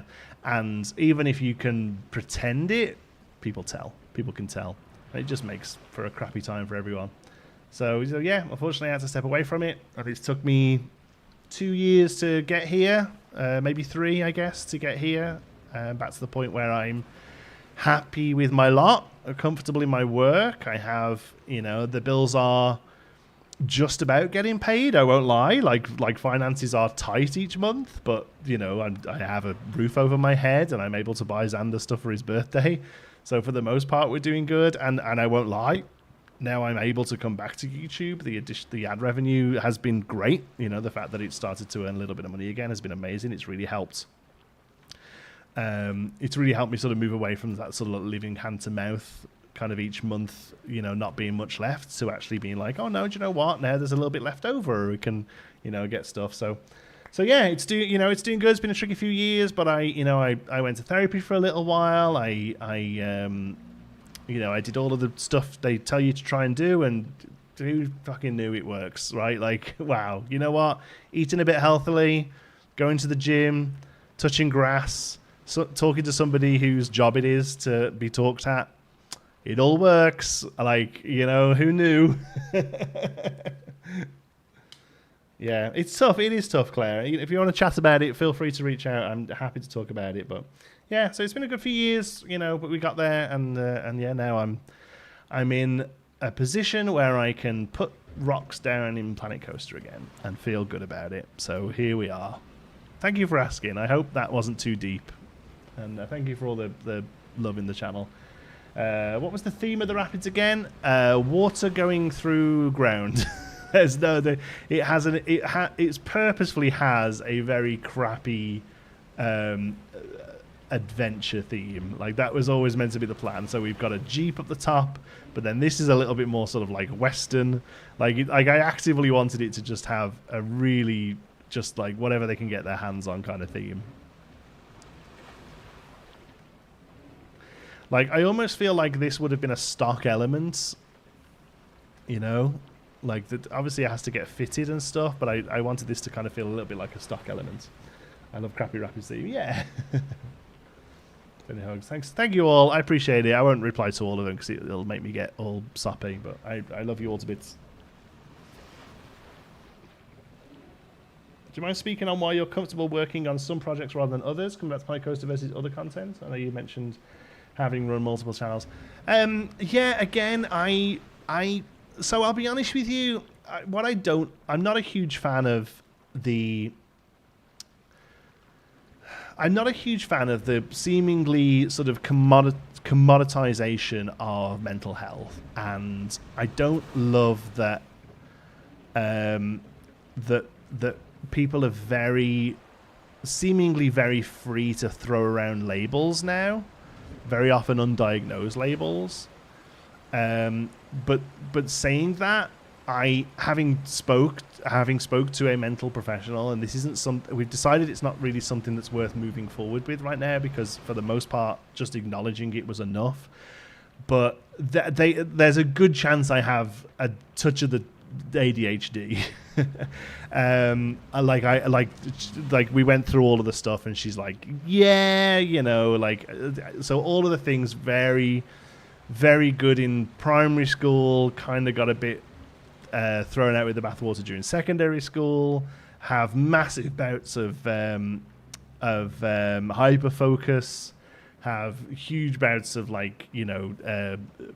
suddenly just not being able to do anything, and really, all of that kind of stuff. So I don't really want to go into it too much, because I don't have ADHD in as much as I'm not diagnosed, but yeah, she's basically like, I think you have it. It's very difficult to get a diagnosis as an adult, and like I said, for the most part, I don't really want to start taking pills for it. I feel like for the most part, just being aware of it and working it into my everyday life is probably okay.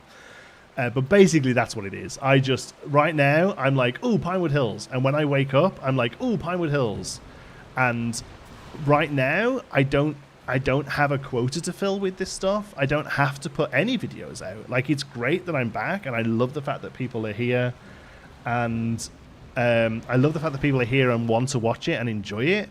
But I owe it to myself to do what I want to do and do what I enjoy doing, and that because I didn't do that for a while, and I couldn't cope. It was too much. So now, do you know what? When I wake up and go, oh, I want to do this, that's what I'm going to do. And for a while, it was, oh, Planet Zoo Barnyards, cool. And right now, it's, oh, Planet Coaster, cool. And whatever it is, that's it, I'm afraid. So get used to stuff being a little bit more sporadic, or thanks for watching kind of thing, I said, it sounds really ungrateful, and that's the little bit of thing that I'm having at the moment with it, is that I don't want to sound it ungrateful, and I know that I owe it to you as an audience to kind of draw a line onto some stuff and get stuff finished, so that's what I'm trying to do here. I want to get Pinewood finished. I owe it to you to not wander off during episode 58 or wherever it was 3 years ago. So so there you go. I'm afraid that's it. Got any decrepit looking carts you can add? Yeah, a good crappy cart would be good. Do you believe you will receive early access plan code 2? And if so, you're already going to develop Meanderville. Do you recommend experimenting with the game before starting a major project? I don't know about early access, but I would like to think it's a thing. I will obviously bite their hand off. I will not start Meanderville in early access. Yes, I think it's important to play around with the game before you start a big project. There you go. I hope that answers all of those.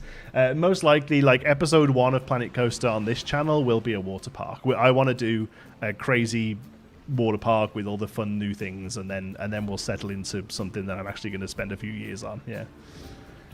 Do you notice on the Planet Coaster 2 demo the menus looked very different? Yes, they did. I think that's a natural change in design. Thank you. So glad to have you back. When my daughter was born last year, I spent a lot of time rewatching your content.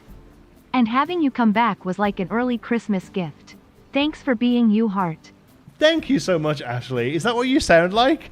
I don't know how I turned on that they were going to read those out, but I kind of like it. That's very, very generous. Thank you, and congratulations on the new. Well, maybe not so newborn now. What, have we had a first birthday yet? It's exciting times. One thing I will say is, even through divorce and mental health issues and struggling a little bit with the idea of being a father, I have Jesus Christ, this is absolutely turning into a therapy session. I have an awful relationship with my real father. I have a very healthy relationship with my stepfather, but I have an awesome relationship with my real father, and a lot of that came up with Xander. I've definitely spoken about this on the channel before. Through all of that, the one thing I can say is that Xander is easily the best thing that's ever happened to me. The guy is an absolute little legend, and he's in some ways the only reason I'm still around. Honestly, like he's absolutely awesome. Yeah, such a great time watching this Park Evolve. It's so awesome. Thank you for the contribution. Thank you, Cody. I appreciate it. I would rather watch something people enjoy. Yeah, and you know, it's always going to be some kind of creative video game. You'll never see an episode of Call of Duty on this channel. You know what I mean? Like, there's some stuff that I'm just not into. So yeah. Long story short, though, your mental health is better right now, focusing on PC and PC2. Then I think, yeah. If I didn't feel like the need help, if I didn't feel like I needed the help, it would bring. I wouldn't have bothered. If I didn't feel...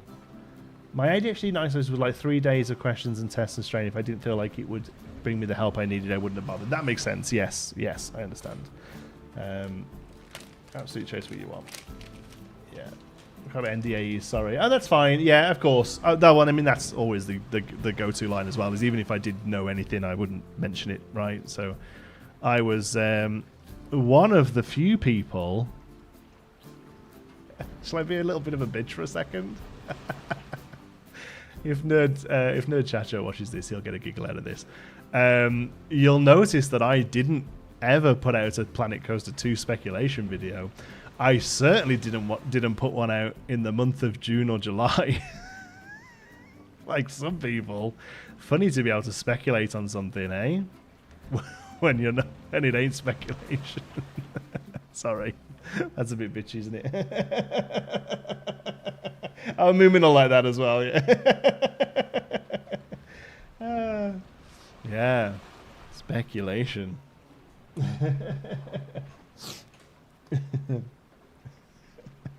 I love multibits. Whatever they need to do. You know, like I said, I've got absolutely the utmost respect for people running their channels and doing how they want to make their content, how they want to make it. I did it. I used to put out a video, Planet Coaster 1, Planet Zoo really, because I was actually a little late to Planet Coaster 1. Planet Zoo, oh geez, I made a video if someone at Frontier farted. That was when like it was paying the bills. So like, I get it. I would be a hypocrite if I said anything other than go at it, love the hustle, because I do. I absolutely love the hustle, and I watch most of it. You know, I put it all on. It's the sort of stuff I'll put on in the background. But it's been so nicer now for me personally to be able to be like, yeah, do you know what? I don't need to chase this sort of stuff. You know. Do UK Rapids rides often have the interactive bits outside the ride? You can pay $1. I want to say yes, but I honestly don't know. I feel like in the past they had them on Alton Towers, but I can't think of them now. So I'm not sure. Bitches. That wasn't that bad. That wasn't that bad. No. Like I said, however people want to run their channel, you've got to let them get on with it. It's absolutely their own, and they owe us nothing. So, like, I'm all for it. Make whatever video you like. Is Mass Bandit in the Planet Coaster 2 Inner Circle now? I know you mentioned in the video that you've asked Frontier. Yes, I did ask Frontier. But again, even if I knew anything, that's the sort of thing I'm not going to be able to talk about. Battle have them. Yeah, I mean, Battle is just two of them pointing at each other, right? Yeah. But I feel like the Rapids had them at some point. Hey, who's late? Lord Oakley. Hey, how's it going? How much longer will the stream go on for? I told the guy he could come back at 3, so we've got like an hour at least. And I'm in the vibe right now. More of this I get done, the better today. So we are cooking. I'm probably not going to heavily foliage all of this as the tree line comes down, I don't think, because it's just a park killer, and we'll just do some more bush and tree stuff. Would you consider covering MS Flight Simulator when it's released? No, not my thing, buddy. Not my thing at all. If that's your thing, I think it's awesome. I think it's a very cool thing. It just doesn't gird my loins. I'm forever grateful for those games in a weird way, because the awesome folks over at Monsters Computing, they basically gave me my computer. They gave me all of the parts for this computer currently, and they were fans of the channel who were also big flight sim fans, and they were from the States, but they were actually visiting Canada to pick up like a full cockpit that they would be able to set up in their office. It was incredible. They were showing me pictures of it. So they came out and they were like, no, you can have all this stuff. And I was like, cool, do you want me to plug you on the channel? And they were like, no, not really. I was like, okay. So I was like, well, at least let me buy you lunch. So I took them out for some lunch when they were visiting, and they were two really awesome guys, two brothers. But they were super into all of that. They were really into to that stuff, yeah. Meanderville, are you using any particular reference resources? Yeah, so Efteling and Phantasialand for like general park layout. Then each area has a bit of a more specific sort of reference set.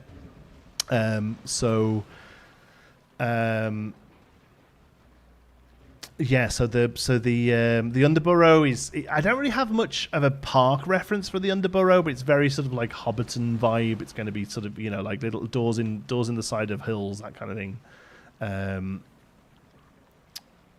Yeah, and then I'm just going to bring them up and go through them. Hold on, one sec. Well, this might open Discord in the wrong window. No, we're okay. We're good.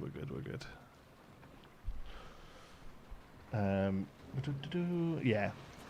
So Caledon, the sort of eastern area. So that's, you know, all of the places that do that generic East Asia type thing. So like Zanzibar's Bazaar at Islands of Adventure, and then that the Efteling area of the similar theme. Embercrest is. I'm actually looking a lot at the horror monsters. What's it actually called? The Epic Universe monsters area. I'm actually using a lot of references from there. They have like an awesome graveyard section that I kind of want to replicate. Yeah. John, I remember you from Theme Park, Zoo and Simulation Facebook group from years ago, the one run by Chris and Charlotte Sawyer. I think you used to post there around 16, 17. Yeah, I remember those guys. I had the feeling they had a bit of a big fallout with the community, if I remember rightly. I have terrible memory for this sort of stuff, but I'm pretty sure they're not fans of mine now. I never quite remember what it was about, but I remember them. I remember it being a thing and that, yeah. But they were like Planko mega fans. I remember they were so into it. They were at the they were like guests at the Frontier Expo, having not made content. Like they were that, you know what I mean? They were like, Frontier were like, yeah, we get it. We see that you're into this. So that was awesome for them. Wow. Do you remember when video game companies used to do that sort of thing? Tell you what, COVID, for all the terrible stuff it did, it made video game companies realize that they don't have to spend that kind of money on events anymore. They can literally just have a Discord call for us. Dark Universe, that's it, thank you. Yeah, so Embercrest is very dark universes. Zephyrberg is basically going to be a Ruckberg ripoff from Phantasialand. Absolutely. And then Testudo is your classic pirate theme park area. Anyone know if a Planet Coaster 2 guests will spawn out of a mountain? I don't think we'll get parking lots, as in they'll come and drive up and park. In the demo video you all saw the other day, they were getting out of a bus, which I think was something also added in Zoo. But I imagine we'll have spawn points that we can decorate. But I'd be very surprised if we see cars park up and stuff, yeah. First Avenger on a Theme Park Worldwide video. Oh, no way. Loving the content again. Thank you, Tom. Again, that's another group that I haven't really kept in touch with. Again, there was not long after that video, there was loads of issues with one of them, like messaging young girls and stuff, and it was terrible. So I was like, right, out of that, let's go. But again, not the guy who runs it, I don't think, but somebody he had on his videos a lot and stuff, I think there was a big thing. I think actually the guy who runs it, I'm so bad with memory. I've got such terrible memory with names and stuff. Thanks, Ruby. Take away the pirate thing. Suddenly, my focus want to do pirate. So I'll be honest with you. Meanderville has not been invented for Planet Coaster 2. Meanderville was always when Pinewood's done, I'm going to do a high budget park, and I've always wanted to do a Tortuga style, like really high theme budget. And obviously there was the pirate set in that. I was like, great. And now there isn't, but I'm going to give it a go anyway.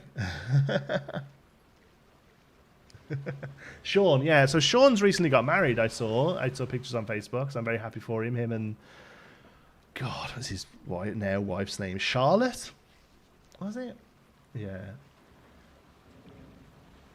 Foliage Towers. So everything. Yeah, I think there's issues there. I don't, like I say, I don't engage with them anymore. But you know, I hope that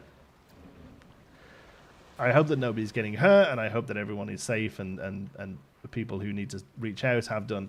You know, yeah. Yeah, he did come back. Yeah, so that's what I mean. I don't like. I'm never going to throw around names or anything. I just like, okay, I'm done here. I stepped away. But yeah, they came to. I think they did like an American tour or a North American tour, and they came to Canada's Wonderland, and I was like, oh hey, I'll come and show you around. You know, now being my local park. So it was good fun. Yeah, but yeah, it's a shame what's happened. I think it's probably best that they. You know, hopefully they get it sorted. Loving work on the soundtrack from Mianaville. Zephyberg soundtrack is getting quite long already. Yeah, I love it. Like I said, the first version you shared today was amazing. I can't wait to hear it once it's a bit more fleshed out.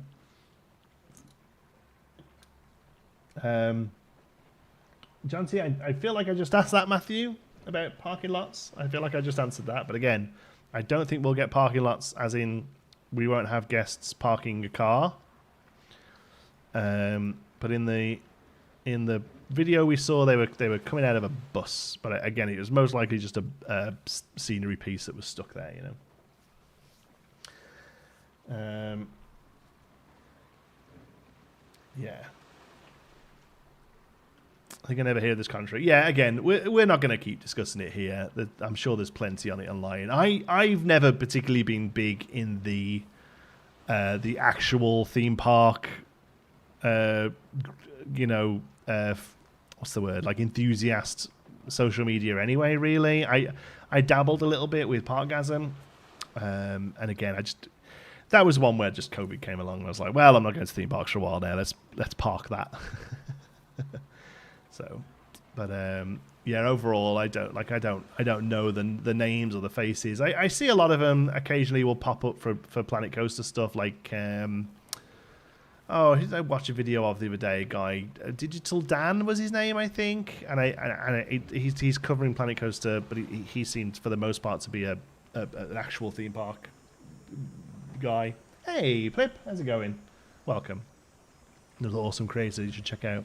We have a lot. In fact, the last three names there, Mineral, Moomin, Planet Poop, you just go and click on all of those and click subscribe. You'll thank me for it. Is Parkham still on the web or digitally? I think it's still there. The channel's still there. It got rebranded. It was going to be something again, having moved to North America and with all the best plans of mice and men to go down to Disney more. I rebranded it to be a little bit more family friendly. It was called Park Scoop, and I got a logo done and everything. It was going to be a thing. And then COVID, and then ever since then, I've never really fussed about it. I've been to Canada's Wonderland. Oh no, that's a lie. Actually, we went to Florida last summer, but yeah. I can only block them or report them. Block, then I imagine it's probably best. You can't click on their names? Oh, really? Well. Actually, that kind of makes sense, because if you could, there would be people in chats just constantly spamming, click on my name for a thing, click on my name, you know. So maybe it's a good idea you can't.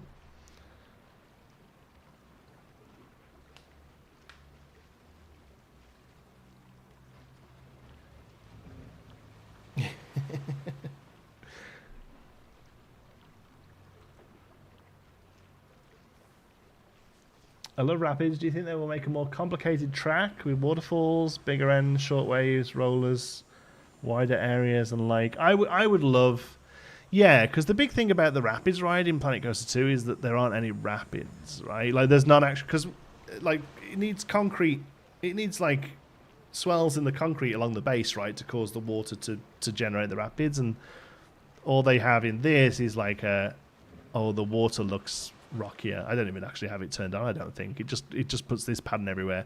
What I would like to see, yes, is the ability to actually sort of have the things sort of ebb and flow a little more. Fern Park Scoop, but nothing on there. However, it does link to you. Yeah, that's the one then. Maybe I just hid the videos with the plan to relaunch it, but yeah, COVID was a thing, and that's where that is. So yeah, like I say, no plans or ability to get that started just yet. If Geekism ends up doing incredibly well and I can afford to take Xander to theme parks more often, it might make a comeback, but right now it's not a thing. I know you touched on it, Moon, but I'm also very curious about what they have planned aside from water parks. Yes. Oh, that was a really good video, by the way. Do I have to make a water park? It made me laugh. So, do I have to make a water park? I don't want to, though. Sorry, that's how I read the That's how I read the title. I don't want to make a water park.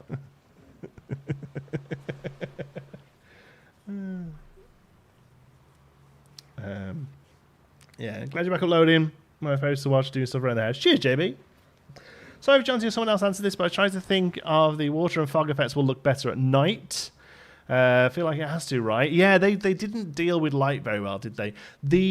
I will say that the steam on the trailer coming out of the hole the dive coaster goes into looks awesome. Whether or not that's what it looks like in the game, I don't know. I don't want to make a water park. Yeah, exactly. That's exactly how I read Moomin's most recent video title. No. Blockers and stoppers to great rows will be good to see. Yeah, I agree. Yeah, and actually have the things react to it, but I don't know.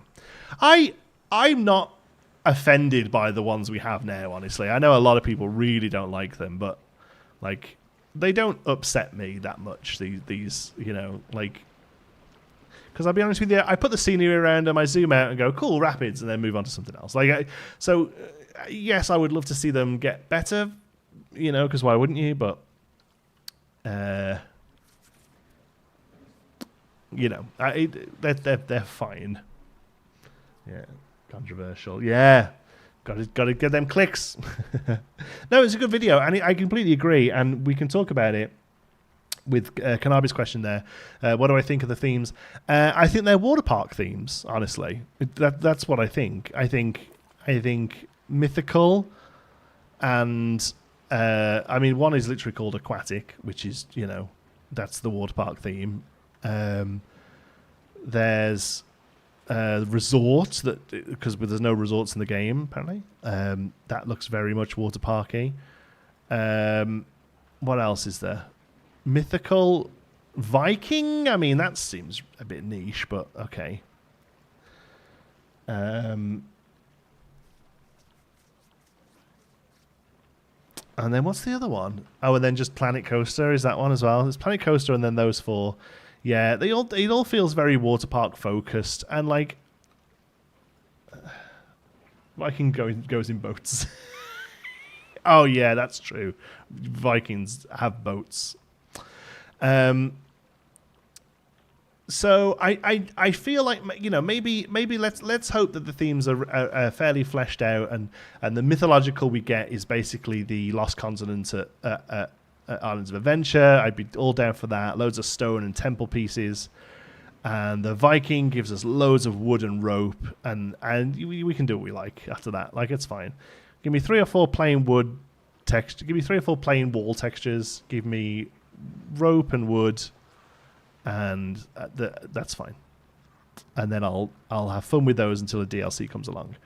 But yes, it does all feel a bit water parky. Yeah. Exactly. The real determining factor is how the community can abuse the water park features. Yes, exactly. And I also don't know if I necessarily agree when people say, oh yeah, but Pirate and Western are like every theme park has Pirates and a Western theme. I'm like, do they? Or again, are we doing that thing where we're looking at what Roller Coaster Tycoon did and not necessarily what actual theme parks do?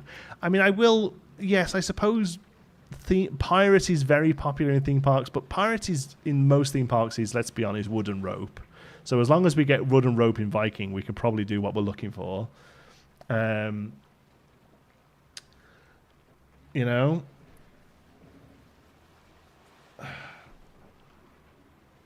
don't know. I I'll use whatever, right? Give me whatever you want. I, for the most part, will figure out a theme with the pieces. There is no sci-fi, western, or fairy tale. If none of the themes are in Pinewood Hills, really, there's maybe the slightest bit of pirate around and a little bit of adventure around. Spooky, we did a haunted house, but like, you know, it doesn't really fuss me. I never really needed to use the themes as they were intended. But a lot of people will, and so for those people, yes, it would be nice to have a bit more variation, I guess. Sci-fi is missing. I couldn't care less about sci-fi missing. It was all terrible. I never used hardly any of it. Hoping for steampunk. So what I will say is the aquatic theme. It is there's a lot of steampunk in that theme. Yes, that like they showed all of these like big yellow pipes or whatever, but they also showed in the demo we saw a couple of rides where they toned down the colors on those pipes, and it was you can totally do steampunk with it. I wouldn't worry there at all. Barrels in Viking, yeah, exactly. That's what I mean. Like there's so many like generic-y things that they could stick in any theme, and we'll be able to generate what we need. You know.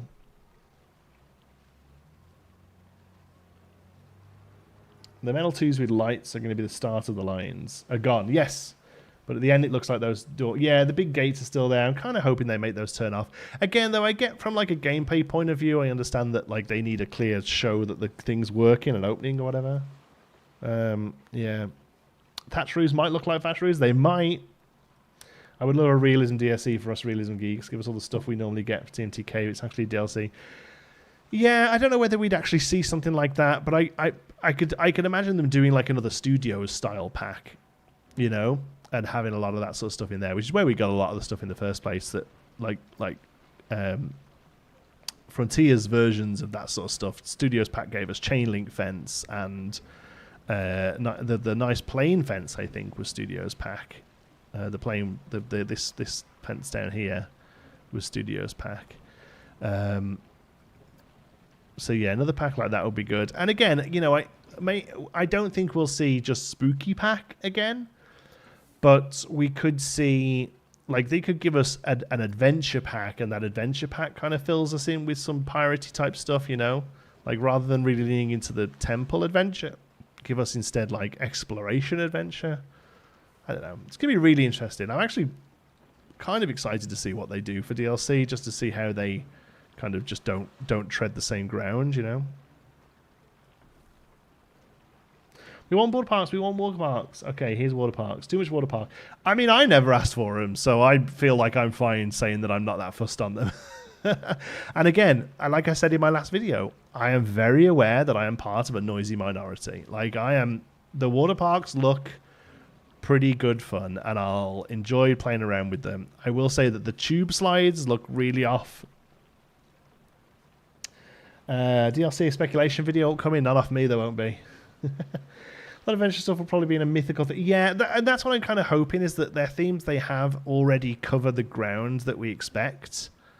That's kind of what I'm hoping for. Yeah. Yeah. Bring Chris Sawyer back, I say. That guy never did interview. No, he didn't want to, right? He was like, yeah, I'm cool. I just want to make games, clear off. He did what he wanted to do with RCT 1 and 2. And then it was like, yeah, cool, go ahead, take it. I'll sit here and cash the residual checks. Absolutely good for him. What a legend.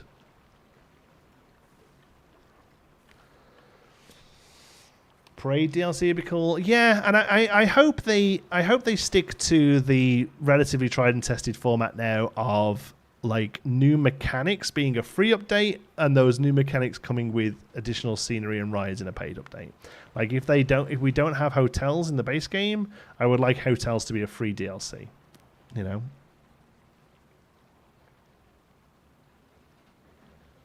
What about Will Wright? Yeah, is he still going, or did he sell off the Sims again? He's probably just sits there cashing the royalty checks, right?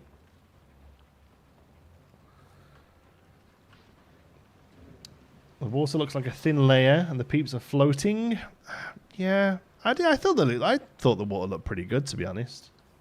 I mean, it is a thin layer with the peeps floating. Like, Like, there's not volumetric water in this, you know, like, and I don't think we should expect it. Not quite. I don't know how to end this. Not going to worry about that today. What if you guys have plazas above the other part? Yeah, can we do all of the stuff they showed us not on the ground? That'll be interesting.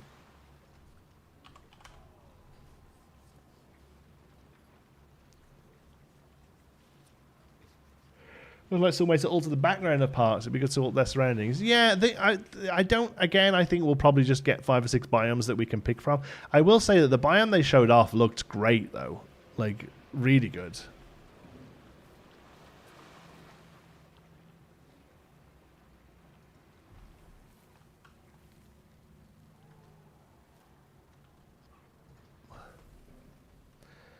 Like Zoo, we can edit the water and how clear it is. Yeah, and it gets dirty and stuff, so it will change, but it's only ever going to be a layer that they know to sit on. We're not going to get volumetric water. I don't, you know, that's just not what's going to happen.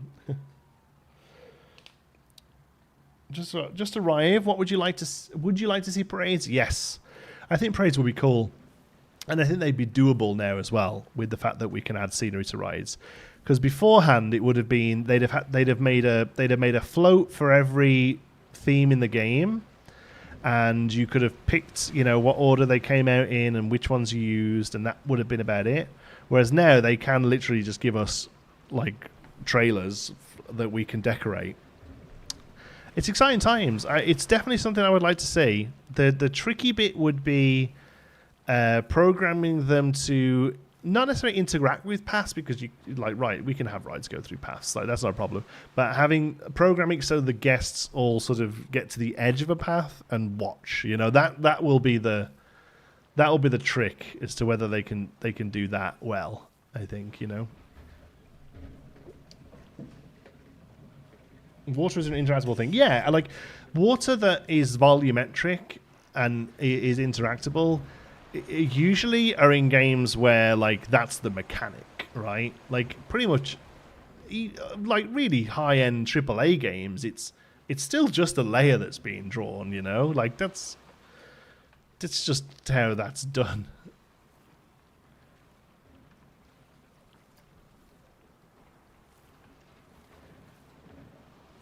Okay, I'll leave this open because I'm going to try and get a couple of oaks in here, I think. Supposed to be like a vista point, and the guests watch characters. Yeah, but what I don't want to see is a parade going through the streets and guests walking around and just sort of like moving out the way of it. Because no, that's not what happens. What happens is everyone is moved to the edge of the thing, and ropes are put down, and then the parade happens, and the ropes are removed, right? But I don't think we'll see that. So that's how they figure that is going to be the question. That, you know what I mean? I hope that makes sense.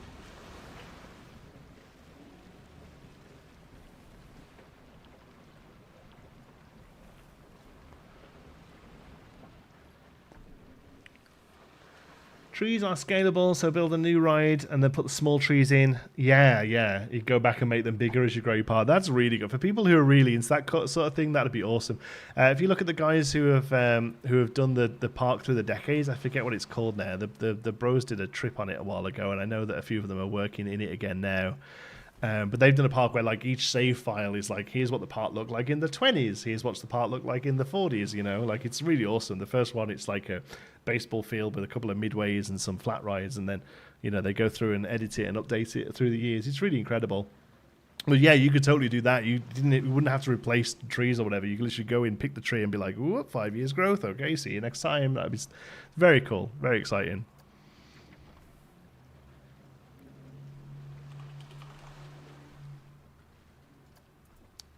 Tree 1. Is it 3 is the big one then? Yeah, okay. Tree 1. Let's see if we can get a couple of oaks in here. That's where I want it. How does that line up with rocks? Not great, but there's fine.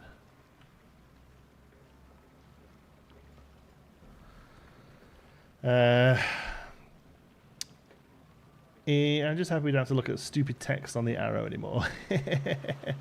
Is your experience, John T, devs trying things better to try and improve with patching or deliver fully developed?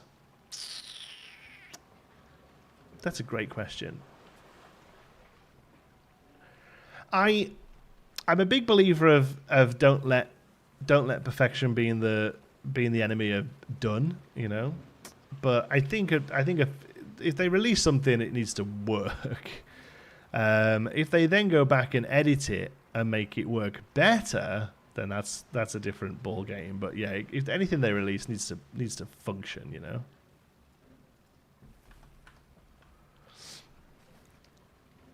Yeah. Layers would be good. You could build Christmas or Halloween and then turn them off. Oh, that's a good idea. Yeah. Yeah. Trees looks like a, yeah. The stuff in general looks really good. Let's see a prehistoric DLC with dinosaurs, cavemen, dino skeletons. That is a great suggestion for a scenery theme. Dinosaur. Yeah. Or like, how could you make it a bit broader?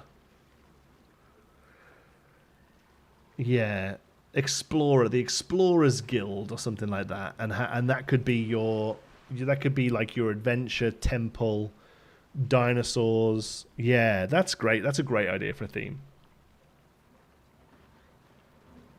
Think of Disneyland parks as patches. Yeah, exactly. It'll never be finished, right? But when they open, they're good.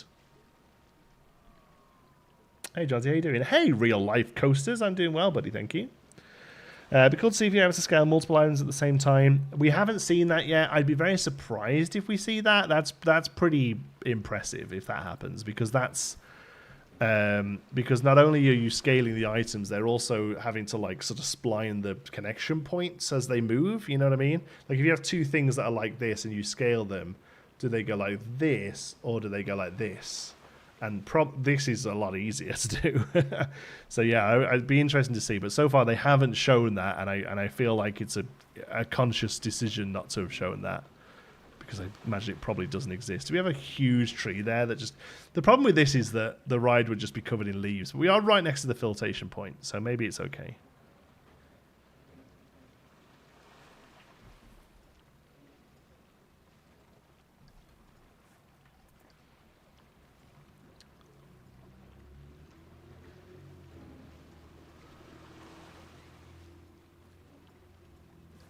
Maybe sycamore. Yeah, a bit sycamore. Let's have a look.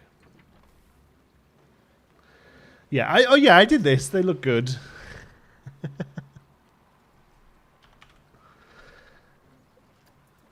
Yeah, a nice sycamore would maybe be good there actually. I just want a big tree there basically. How low does that sit? Yeah, see that is... Maybe if we flip it round. There we go. There might be the occasional branch flipping in, but we can't have them just get by trees.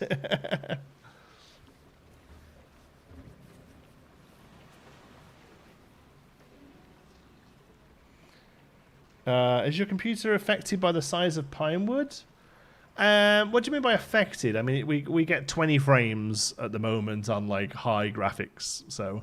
I don't know. It's a pretty good computer. It's like 5 years old now, but it was like top end when it was built, so it's doing okay. It's holding out. Trees. Do lose leaves in the winter. Now we're asking too much. Yeah, you're asking too much.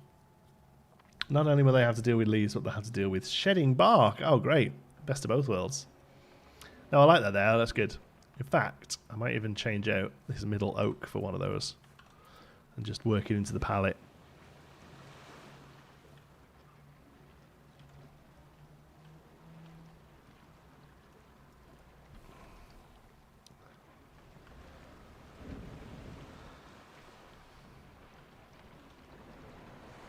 Cool. What made you move to Canada, if you don't mind me asking? I mean, my partner want to move to New Zealand. Yeah, I just didn't want to be in England anymore. Simple as that. We looked at a few places. Canada ticked a lot of boxes for us. Have you seen ride staff are now hireable? Yep. Yep. It's cool, I guess.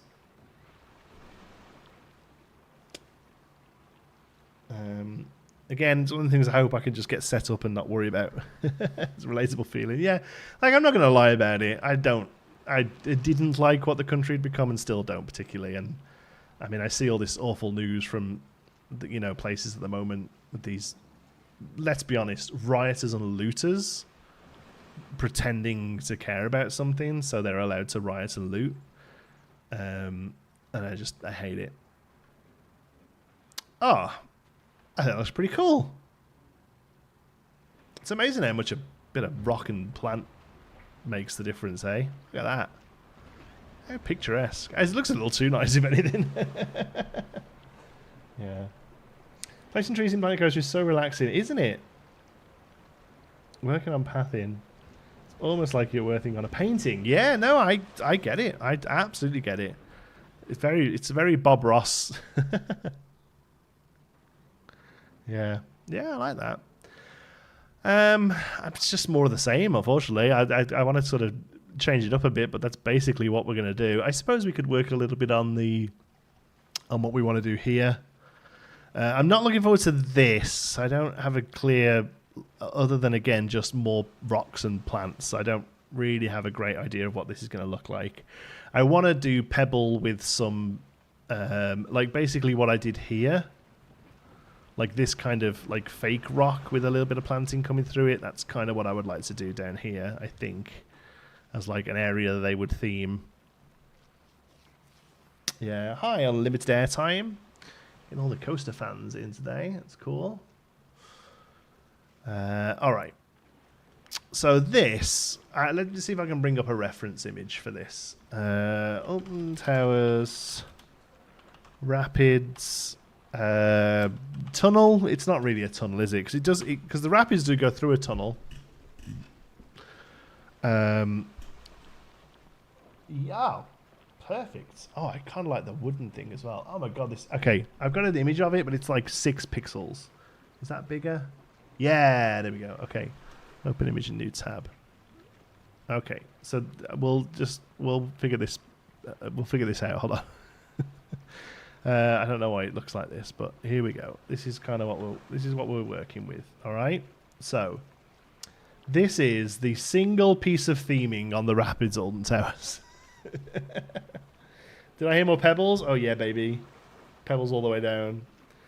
The ones at Towers are rock and jank, concrete box behind. Oh yes, I imagine it is just concrete rock box behind. And when we turned them back on after years, a hawk fell out. Oh no. Alive? Hey, Primal Gamer. By the entrance, you could do the rocks and trees, but a bit fewer. Like people were pulling into the park, and there's still garbage, washrooms, etc. Yeah. 86 on park layouts. I really enjoy building park, so I never figure out how to do the layout correctly. Not dead, but huge. Oh, so he was like nesting in there? Oh, I feel bad for the guy now. He got a space that he was settled in, and you lot came along. Yeah. But park layout? No, not really. I don't. With Pinewood, it just kind of formed organically, and it's not really the best way to do it, I don't think, although it is how a lot of parks do it. I can only recommend aerial views of actual parks, going and look at Google Maps and seeing how they do it. There are some videos on it as well. If you Google, like, theme park layout, there will be videos on it, because there's a few different sort of like standard designs. There's a ring design, there's the wheel, and there's like the spoke design of Disney Worlds. Yeah, that would probably be my recommendation. You sure that's Alton Towers? The waterfalls are never on. No, this is the one they took a photo and then turned them back off for the day. But yeah, how old Pinewood is supposed to be organic layout makes sense. Yes, and from the very beginning, I don't know I particularly spoke too much about it, but the plan with Pinewood was always for it to be like a decadal park, as in like, here's what's happened. No, we did talk about this, right?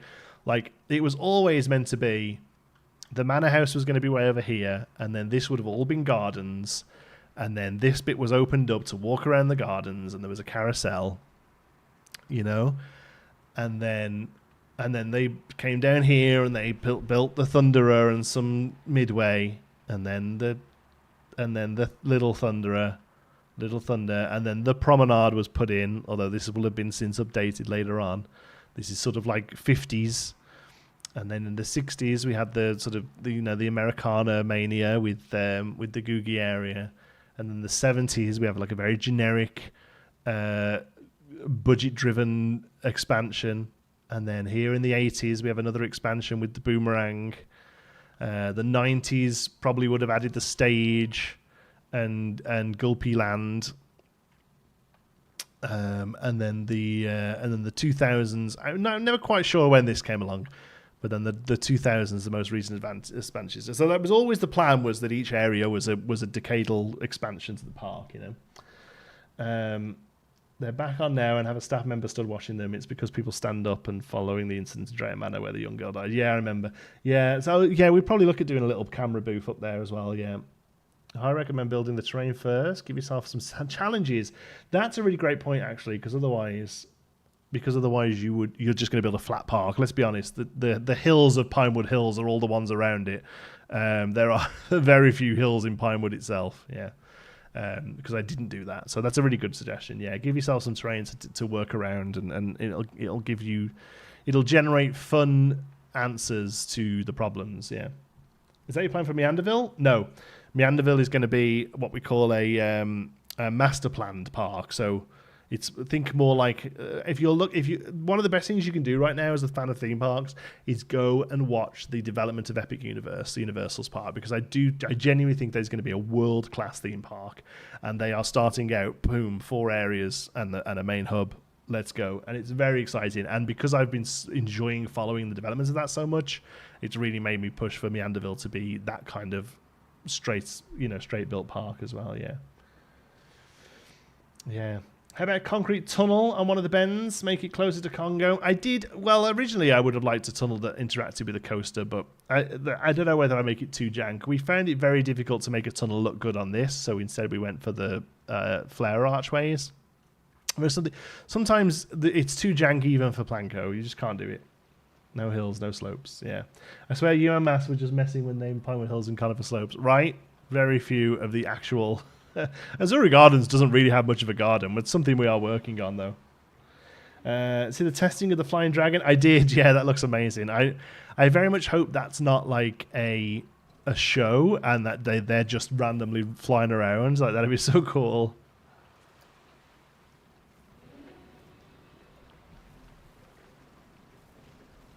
Yeah, that'd be so cool if they're just randomly popping off.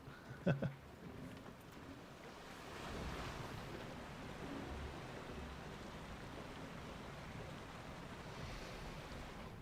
right.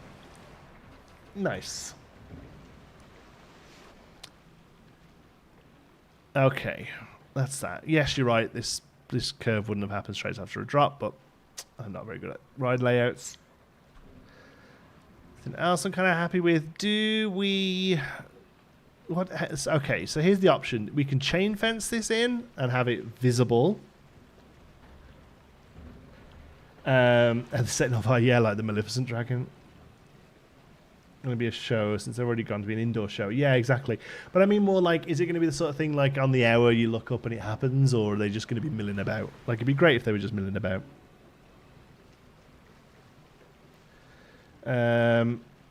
What's with the palm trees in Pinewood Hills? Are they meant to be fake?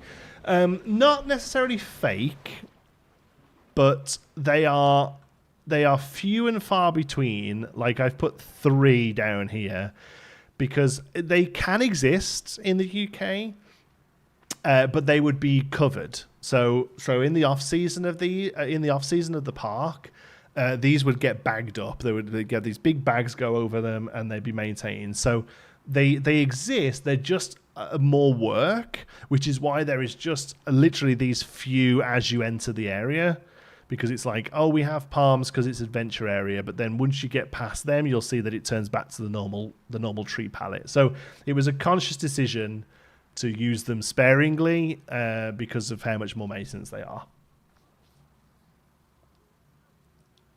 Yeah, so I went down just to I did a little bit of research. And I was like, no, you know what, palms do exist, but they didn't carry on through. Yeah, that's kind of the line there. And these things, you get ferns and succulents through the UK. That's not a problem.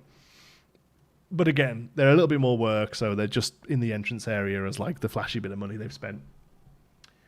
There's some of the workshop that may be better in terms of may actually survive the way. Oh yeah, maybe. I'm kind of want to try and get this boxed off now. I'm happy with how they are and my reasoning behind them.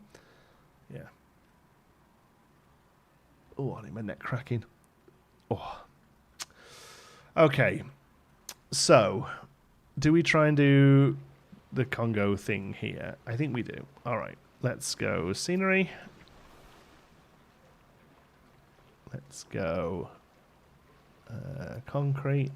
No. Pavement. What time are we on? Okay. I'm going to go until that guy comes and knocks on the door, basically. So when we do finish, it's probably going to be a short finish.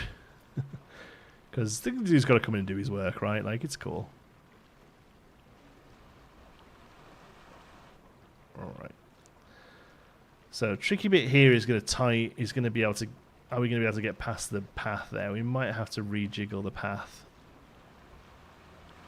The good thing is we only have to build it once, and we can literally just copy and paste it. So, the way it works at Alton Towers is they just have these big concrete slabs that the water comes down, and then in between the slabs they have their bit of theming. So I like that, and we'll do that here.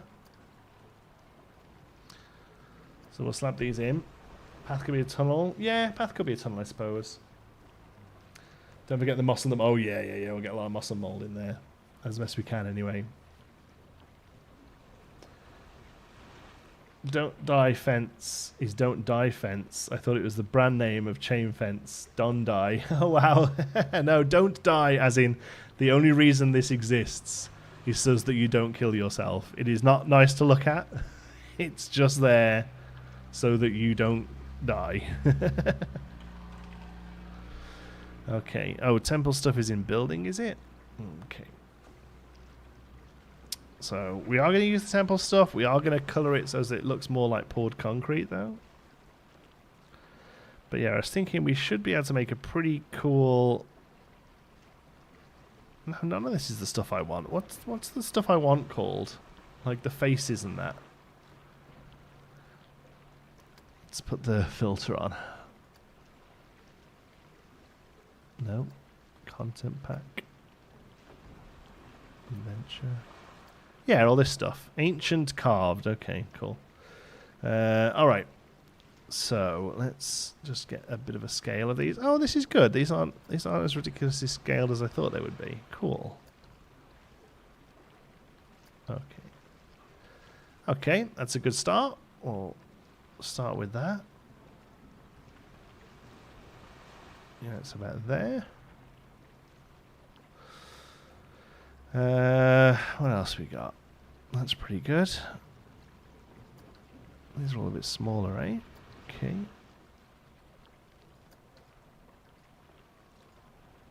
Alright. Turn that around.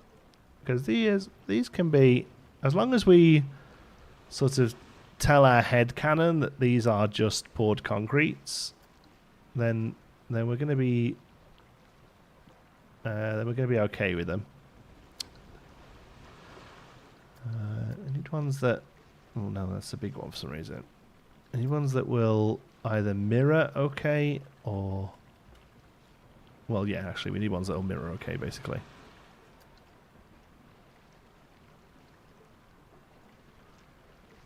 Need a speaker with please remain seated going off every 15 seconds. Yeah, that would make it very realistic. Okay. Let's take these up to the right height.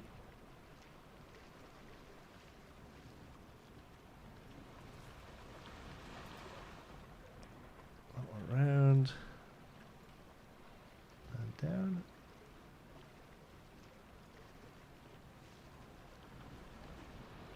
Okay. Okay, and then we're going to make all of this concrete color.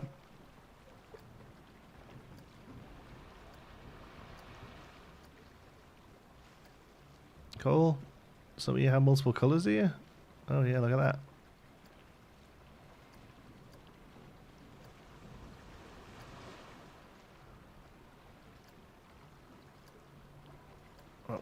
No real change in detail here, other than maybe that can be slightly lighter, I suppose. It's just somebody's little... Hey, Mouse, how's it going? Guessed you'd be in work. Is this lunch break? Tell me you're using your lunch break on watching us. So lovely.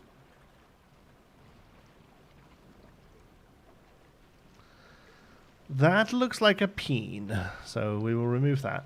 What are the golden pieces? Here we go. I don't mind a little bit of gold in here. Like, cheap, crappy painted gold stuff is perfectly acceptable for this kind of thing.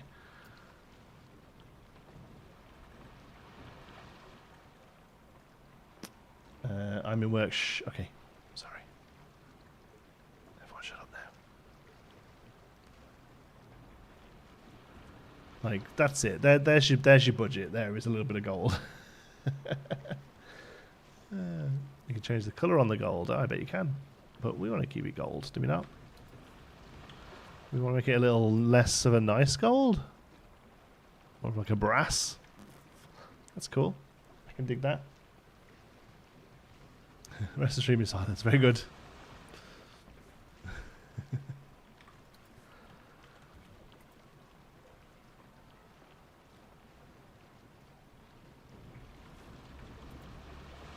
Cool. That's about as high as I want to go budget-wise. Alright, so I'll go back to building then. Oh, all the budget. All the budget absolutely spent on a single piece of gold stuff. Alright, let's bring one of these in.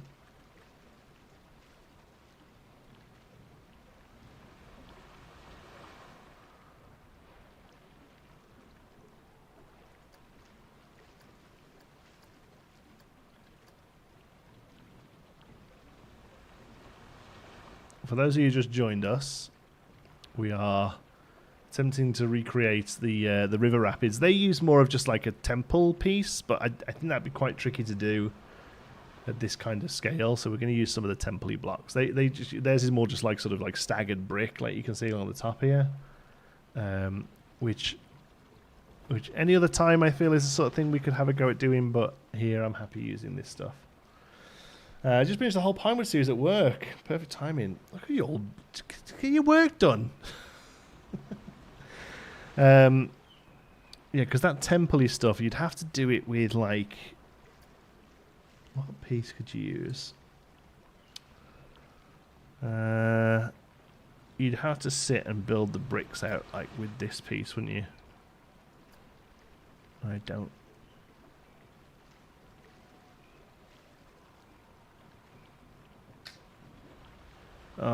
Am I gonna do it? Do I sit and build like the rock work with this? Do you know what I mean? Maybe it won't take, because it's not wide enough, is it? That's the problem. The space we're working with, I don't think is wide enough. Seen people do that with the temple earpiece. Yeah, there's temple walls that have that brick texture. Is there? Are they going to be enough to just do a little column there though? It's this texture though, right? Is that what you mean?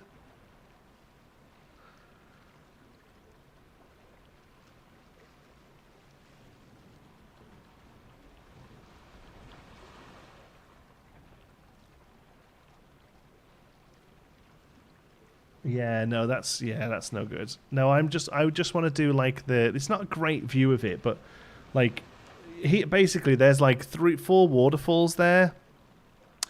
And in between, like, and behind those waterfalls is just concrete. Like, if the waterfalls go off, you can just see it's sheer concrete.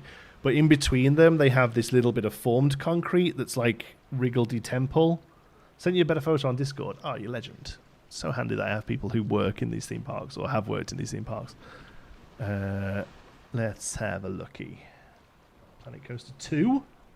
This isn't Planet Coaster 2, buddy.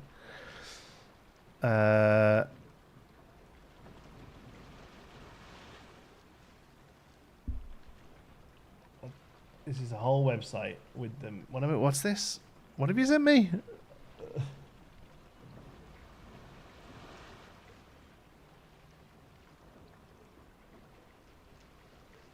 Oh, I see. It's a page, but there's better images of them. Here we go. Right, there we go. Thank you. Yeah, there you go. That gives you a better idea of what they look like. It's okay. It's all right, Jordan. I figured it out. It was just a bit advanced for me to click on a website and then look through the pictures there.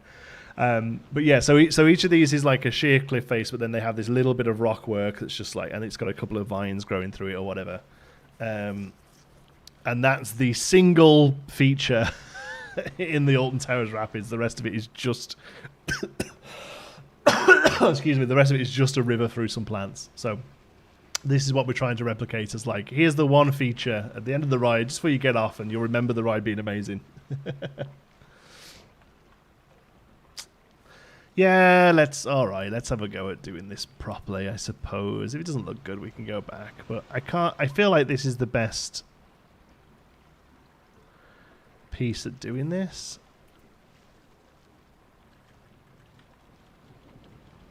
Without going to TMTK. And my worry is that it's just going to be a bit too neat.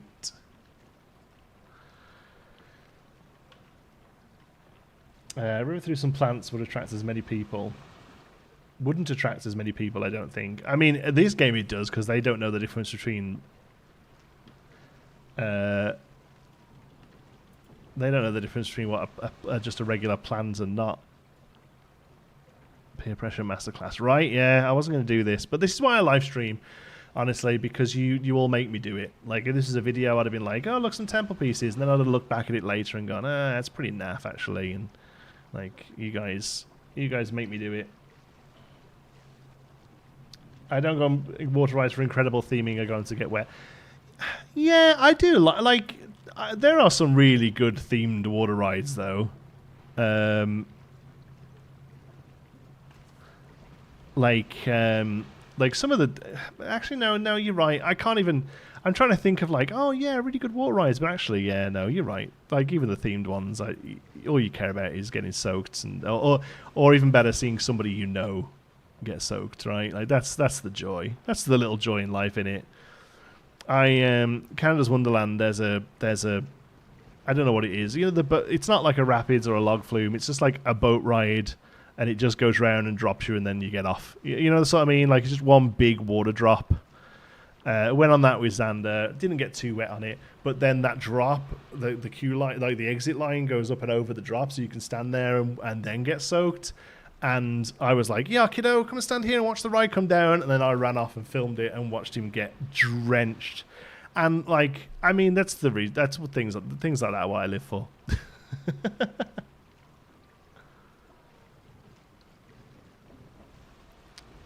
Well, themed the Disney ones. But then even then, I'm thinking of the Disney ones. I'm like, yeah, theming's fine, I guess. Like, yeah, no, I'm with Mast. I go on water rides to get wet.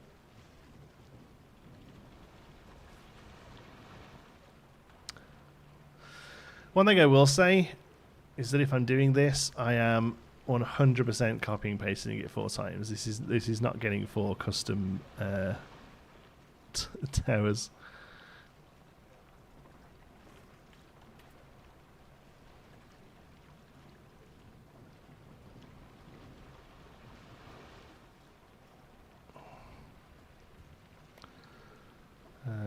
Okay. Alright, we need to try and come up with a way of making the 2 at the top look a bit more interesting, because it does need to tier, I think. Infinity Walls is all about getting wet over here. Is that the one at... is that the one at... Oh, where's that? Is that the one at SeaWorld, Infinity Falls? Where it's got, like, the big lift up? That thing's insane, and I love it.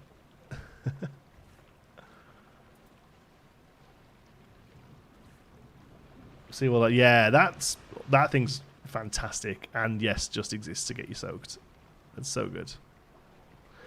The wettest I've ever got on a water ride, I think, is either that or the barge, the Pluto's barge at Islands of Adventure. Yeah.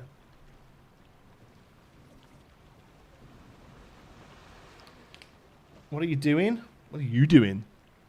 I'm building a bit of stuff for a thing. We're doing the one themed element of the Rapids ride, just like Alton Towers has. Oh, drying pods, yeah. Oh, I wonder if anyone's made one of those on the TMTK. That's the sort of thing that TMTK is built for, man.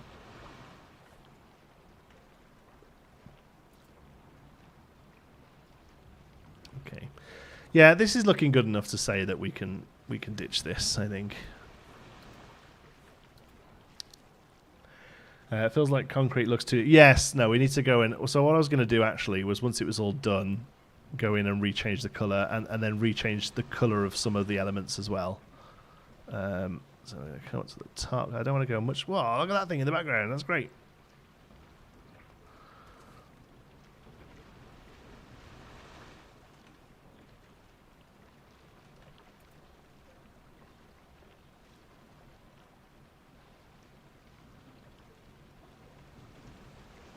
Yeah, this needs to be a lot dingier than it is, yeah. Bilge barge, wet, what? Bilge barge, wettest in the world, sorry. Yeah, bilge water barges, is that what it's called? That gets you really freaking wet. That's cool, though. That's a good water ride. I like a good water ride that gets you soaked.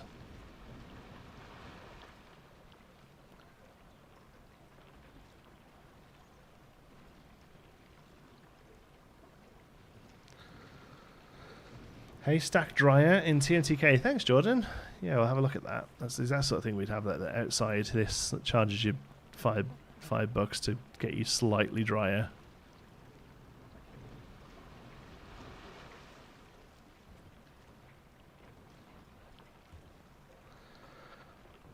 Popeye's Dudley Do Right. Yeah, I think I watched a really great video from a really new YouTuber. Like, they'd put out 3 videos and this was one of them, and it was about how messed up that Toon Island was, Islands of Adventure, and how it was just like the most random theme, and it was really great because it basically was saying that, like, from day one, people did just not resonate with the theme at all. Like they were obviously trying to have their young kid area, and people just didn't care about Popeye and Dudley Do Right. Like, I mean, I as an Englishman didn't know half of them. Like Dudley Do, I'd never heard of Dudley Do Right.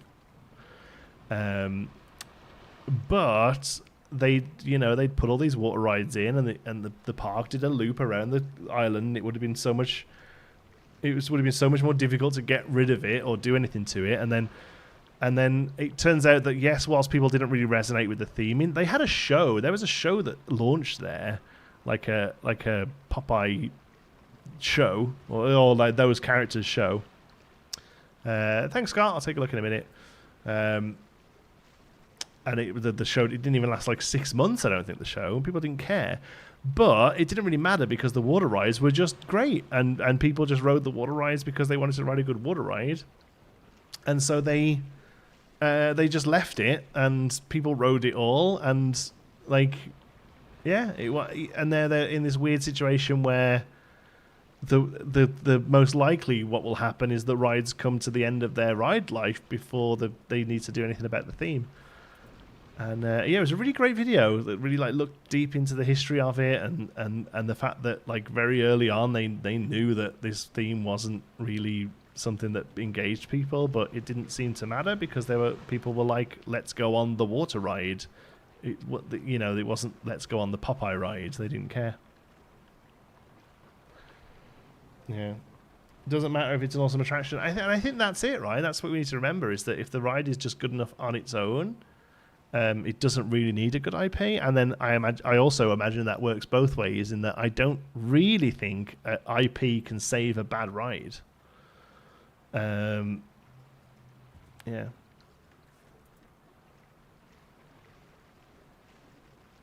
I think Epic Universe will be a success. I think it's going to be an absolute huge, resounding success. Yeah. Fast and Furious looking at you. Sure, I mean, I don't particularly think Fast and Furious is a good IP, but I know it's a terrible ride.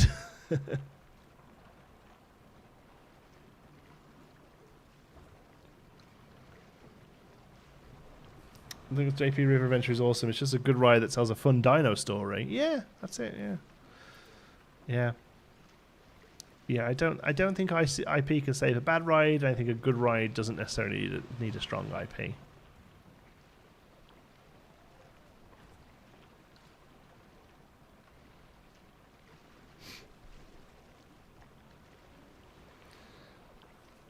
Edit that bit of track and add the rapids effect. Yes, well I kind of forgot that was a thing, but yeah, we can do that. Make the water heavier. Yeah. Wait, I was behind. I was writing my comments to you leaving your kid the water splash section. Oh. You can tell me how an awful parent I was.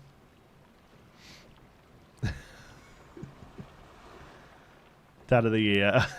Yeah. I'm sorry. I know there are dads in this chat. You tell me you haven't done the same. Like, watched your kid with the full grace and a joy in their face, knowing full well that they're about to get soaked on a thing. Like, you know they're safe. They're just going to get wet. Tell me you haven't done it, and I won't believe you.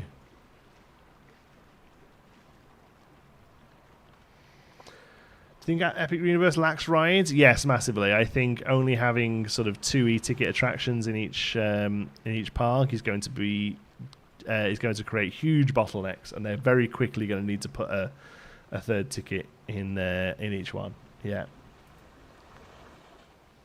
Right, I like JP Adventure, but it's in a rough state. Yes, it is. Obviously, I rode it last year and it's in a rough state. I'll be honest with you, Islands of Adventure is in a rough state. It's very clear that pretty much Universal's theme park profits has gone to Epic Universe for the last couple of years. Islands of Adventure and Universal Studios in some ways both need a bit of TLC, which I'm hoping they get once Epic Universe kicks off. I booked Disney World for next year. I hope Epic Universe is a resounding success and everyone goes there. Oh yeah, nice. You get a nice quiet Disney World year. Absolutely. Yes, I would. Unless you're like super into it, I'd probably avoid Epic Universe for a year or two. Let them get the bugs out. Let everyone rock up and make the place crazy busy.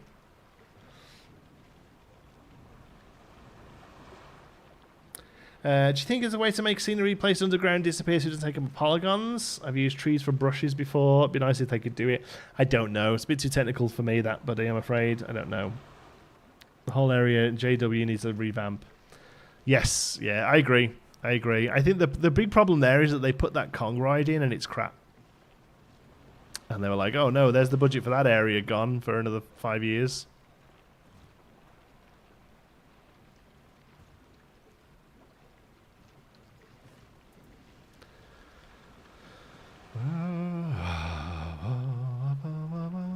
Alright, needed that. This better look like it was worth doing.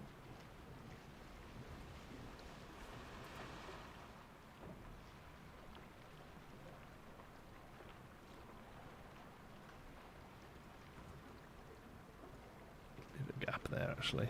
That's pretty cool. You won't see it. Hey, John, see what have I missed? Oh, it's been a while since I've said it. Not much. Not much. We've basically spent 4 hours putting down trees. We're now doing something a little spicier, just to keep it interesting. Not much, but we have actually basically put down trees. Think about Epic after the hype dies down is I'm worried that some of the more experimental elements of the dark rides will get shut off. I mean, you know, gonna hope the budget stays there for that sort of stuff. But yeah, it's gonna be interesting. To be honest with you, the big one for me is I feel like that. I feel like the Donkey Kong coaster is going to be the one that just breaks, right? Like the fact that it's got that sort of second fake track that it runs just underneath, like the second that starts to buckle or something, I don't know. I mean, I'm sure they've done all their testing, but that looks like it's just going to be a nightmare, to be honest.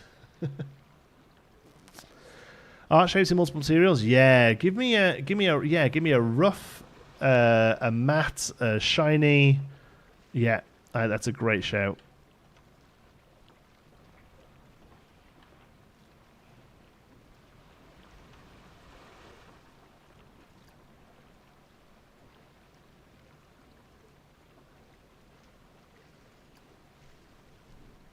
Already broke.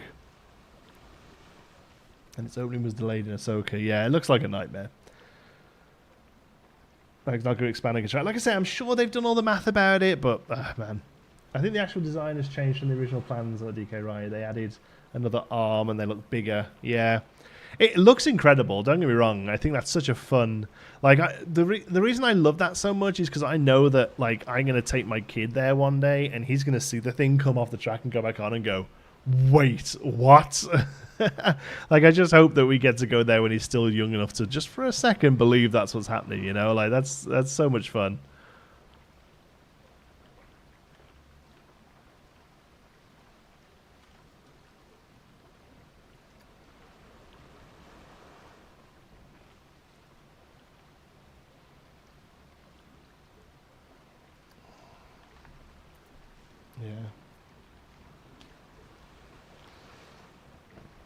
Better keep the Archer for no reason other than for the community. Oh, that'd be good.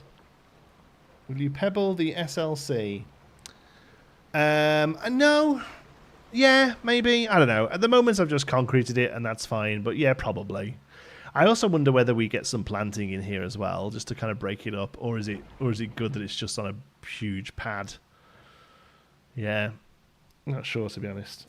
Hey, Domez, how's it going? Archer for scale becomes Archer for nostalgia. Yeah. Pull one out for the Archer. Okay. Okay, I don't mind that. So now what we're going to do is we're going to copy and paste this. And then we'll change them up by the planting we put on each of them to make them look a little less duplicated. Oh, no, we can do the whole thing. Boop, boop, boop.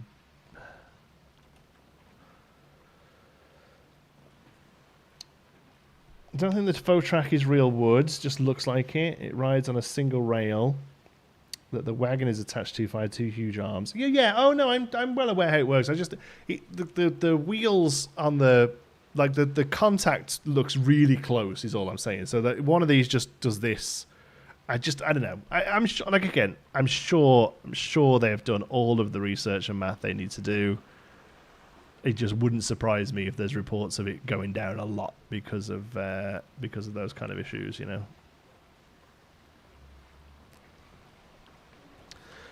Okay, now I've done the 4 of those. I'm already digging this. I already feel like it was worth the work. I wasn't sure, to be honest, beforehand, but now I think it's looking pretty good. Okay, so scenery. We'll go to scenery pieces from Planco 1. Do you want to see in Planco 2?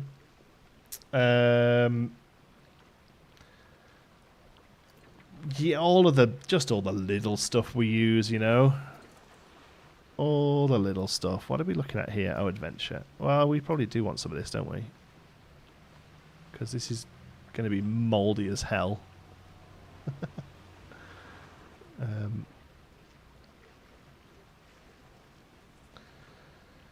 Snowman pipe, yeah. Get loads of people saying snowman pipe.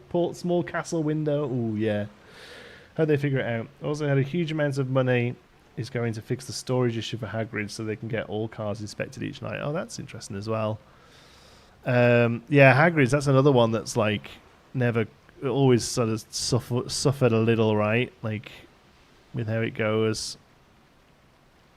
It's very good, though. My kid didn't like it too much. He said it hurt his belly. I was like, suck it up, kid. There's a lot more where that came from. What do these look like? Have they just got no top? Is that what it is? Oh, yeah, okay. Well, maybe we don't use this so much then. I don't like the fact that it has no top. That's kind of gross.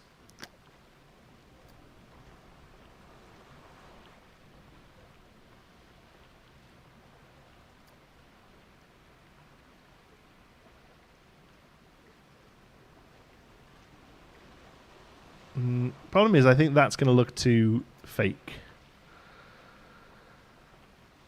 I think it's just going to have to be ivy. And we've got to remember, a lot of this is going to be covered up once we put the water effects in as well, so...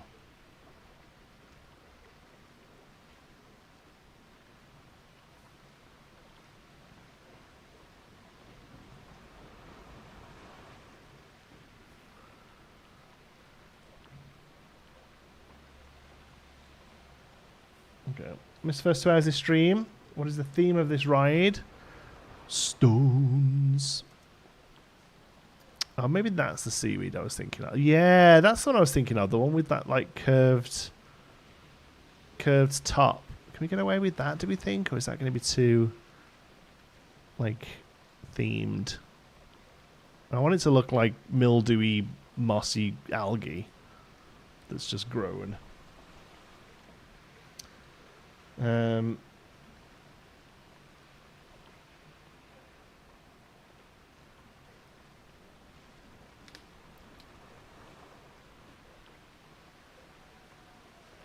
Wait, since Planko came out. Now here we are again, years later. I can't wait for Planko 2. I don't think the seaweed work. No, a bit too much, is it? Shouldn't it be towards the level of the water? Well, there's going to be water coming down here. That's the thing. Oh, guys, absolutely throwing it down outside. I just noticed. All right, we're going to autosave.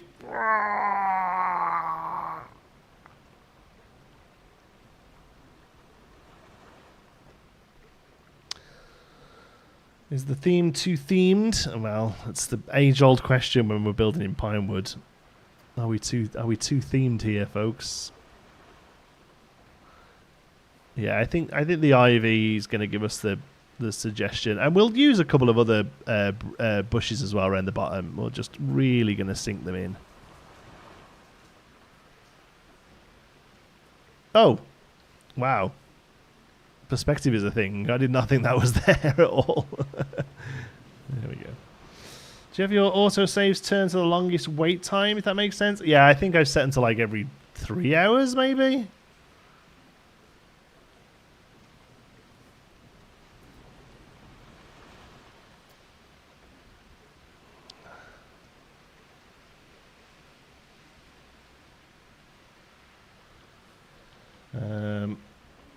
Don't switch the waterfall. Yeah, that's true, to be fair. The waterfall being off is way more true to real life.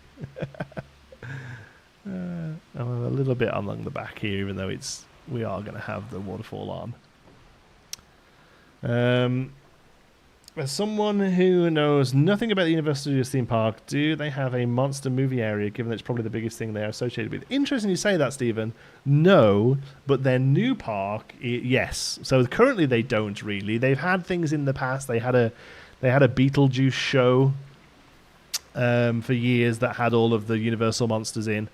But for the longest time, no, they haven't really. But their newest park, Epic Universe, it will have a. It's called Dark Universe, and it's all that kind of stuff actually, and it looks amazing.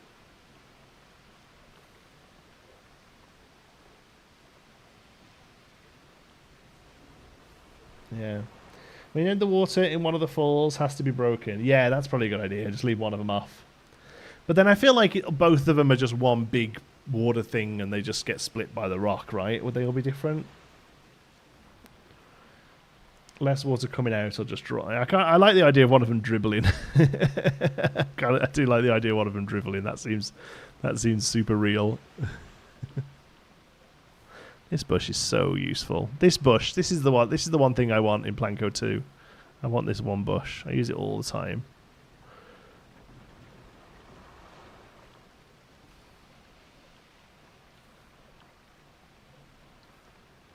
Nice. Hyped area of Epic Dark Ride especially looks insane. Yeah, I'm very excited about the Epic Universe Dark Ride as well.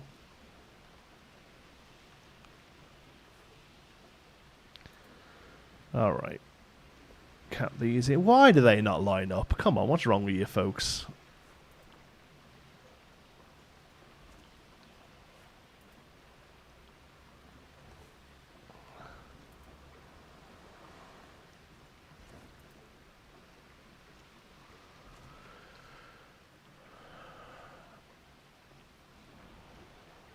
Okay, moment of truth.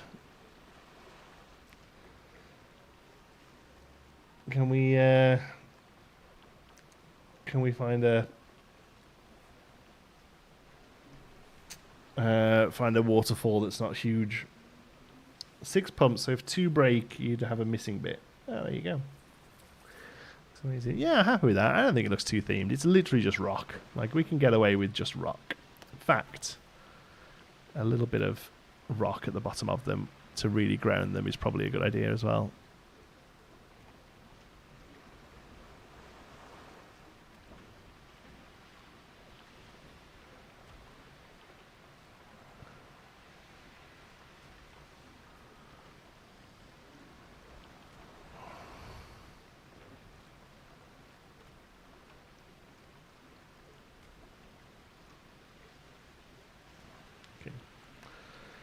I remember watching it in the early Planco days. Yeah, I think about 7 years, I think, on and off. Mostly off.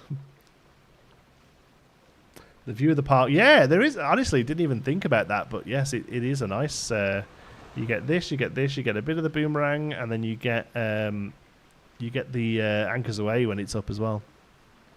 Nice. And you get people. You can see people. That's good. Nice bit of interaction there. We obviously need to box all of this in, but yeah, happy with that. This bit feels so right. So right, yet so wrong. No, it's good. Okay, waterfalls then. God, I hope one of these works. They're so huge.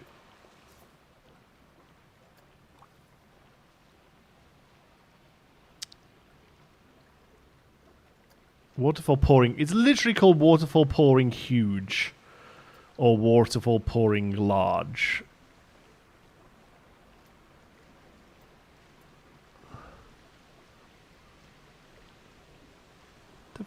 Freaking hell, why does this thing even go up? And why does it start it that far back?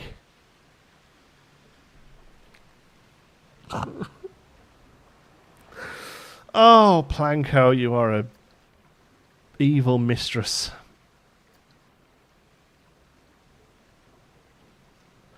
Am I doing something wrong? I can do this, right?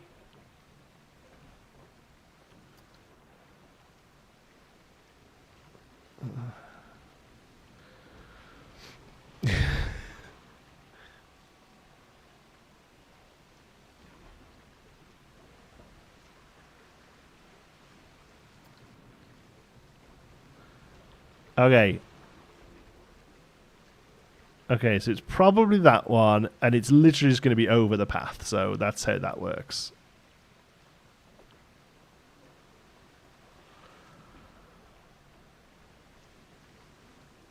I mean, size-wise, that's the one, right? I remember it coming right at the bar. No, some of them do, but some of them don't. Yeah, I mean, this side, it's fine. Like, I've got all the room on the world this side, but here we've got the path. Like, this is going to go...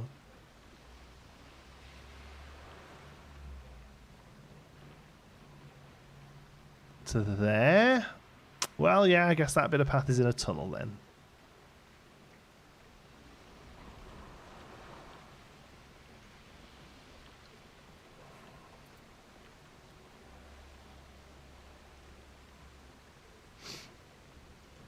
Looks like the queue level tunnel. There we go. See? We're just finding solutions. Amount of water wise, it's just kind of right. Well, oh yeah, I mean that's the thing as well. We could just have this one as being the one that doesn't work. We did like the idea of one not working, didn't we?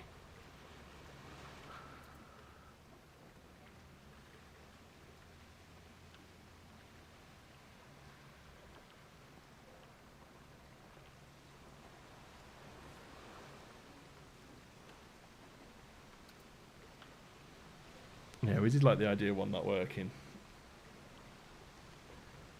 Nothing but problem solvers over here, right?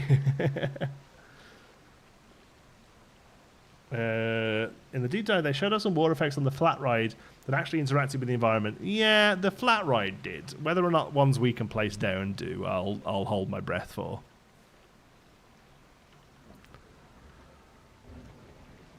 But yeah, the ones on the flat ride hit the ground and it looked pretty sweet, to be honest.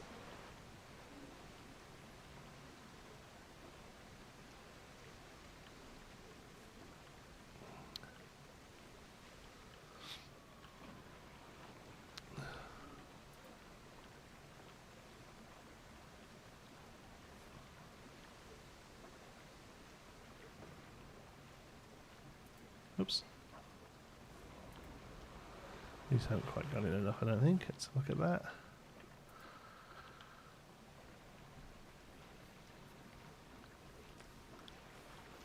Good old dirt decals on the wall behind the broken one. Yeah, do you know what? I never got the dirt decals, but yes, that's kind of what it needs right there, right? So how do we have just like a little bit of water coming out of it? Which one do we use for that? That's going to be one that explodes. Okay. We'll just have that piddling out of one.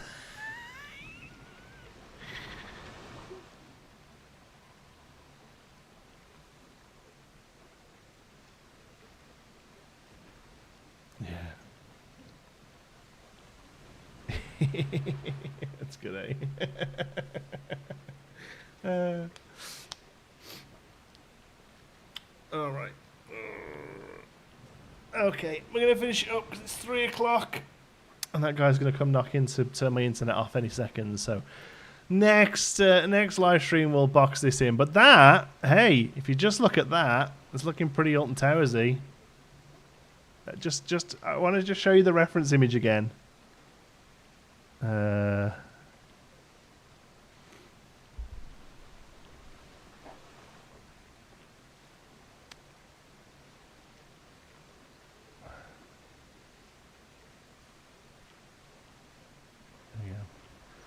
Okay, there's the reference image.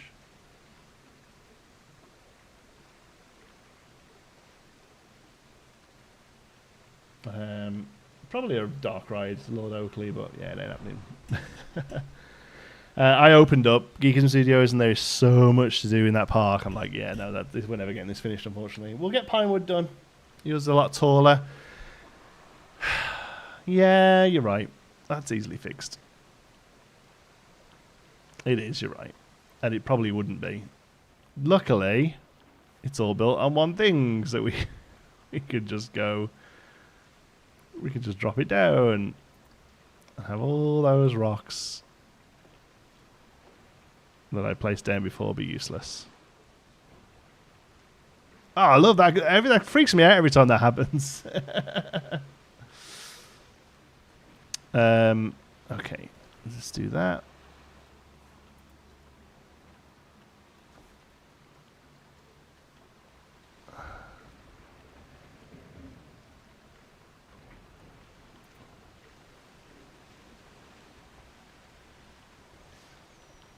Good look at those dumb water spawners. I mean, this is fine. No problems here. This side, I mean, the building's got to be built out a little bit anyway because we need to explain where the water's coming from. So yeah, I'm not too fussed about that. The other thing I notice in Alton Towers a lot of the time is there will just be pipes along where they're clearly running water. So we could even just have a pipe along here somewhere so it looks like it's all the water's coming from this side.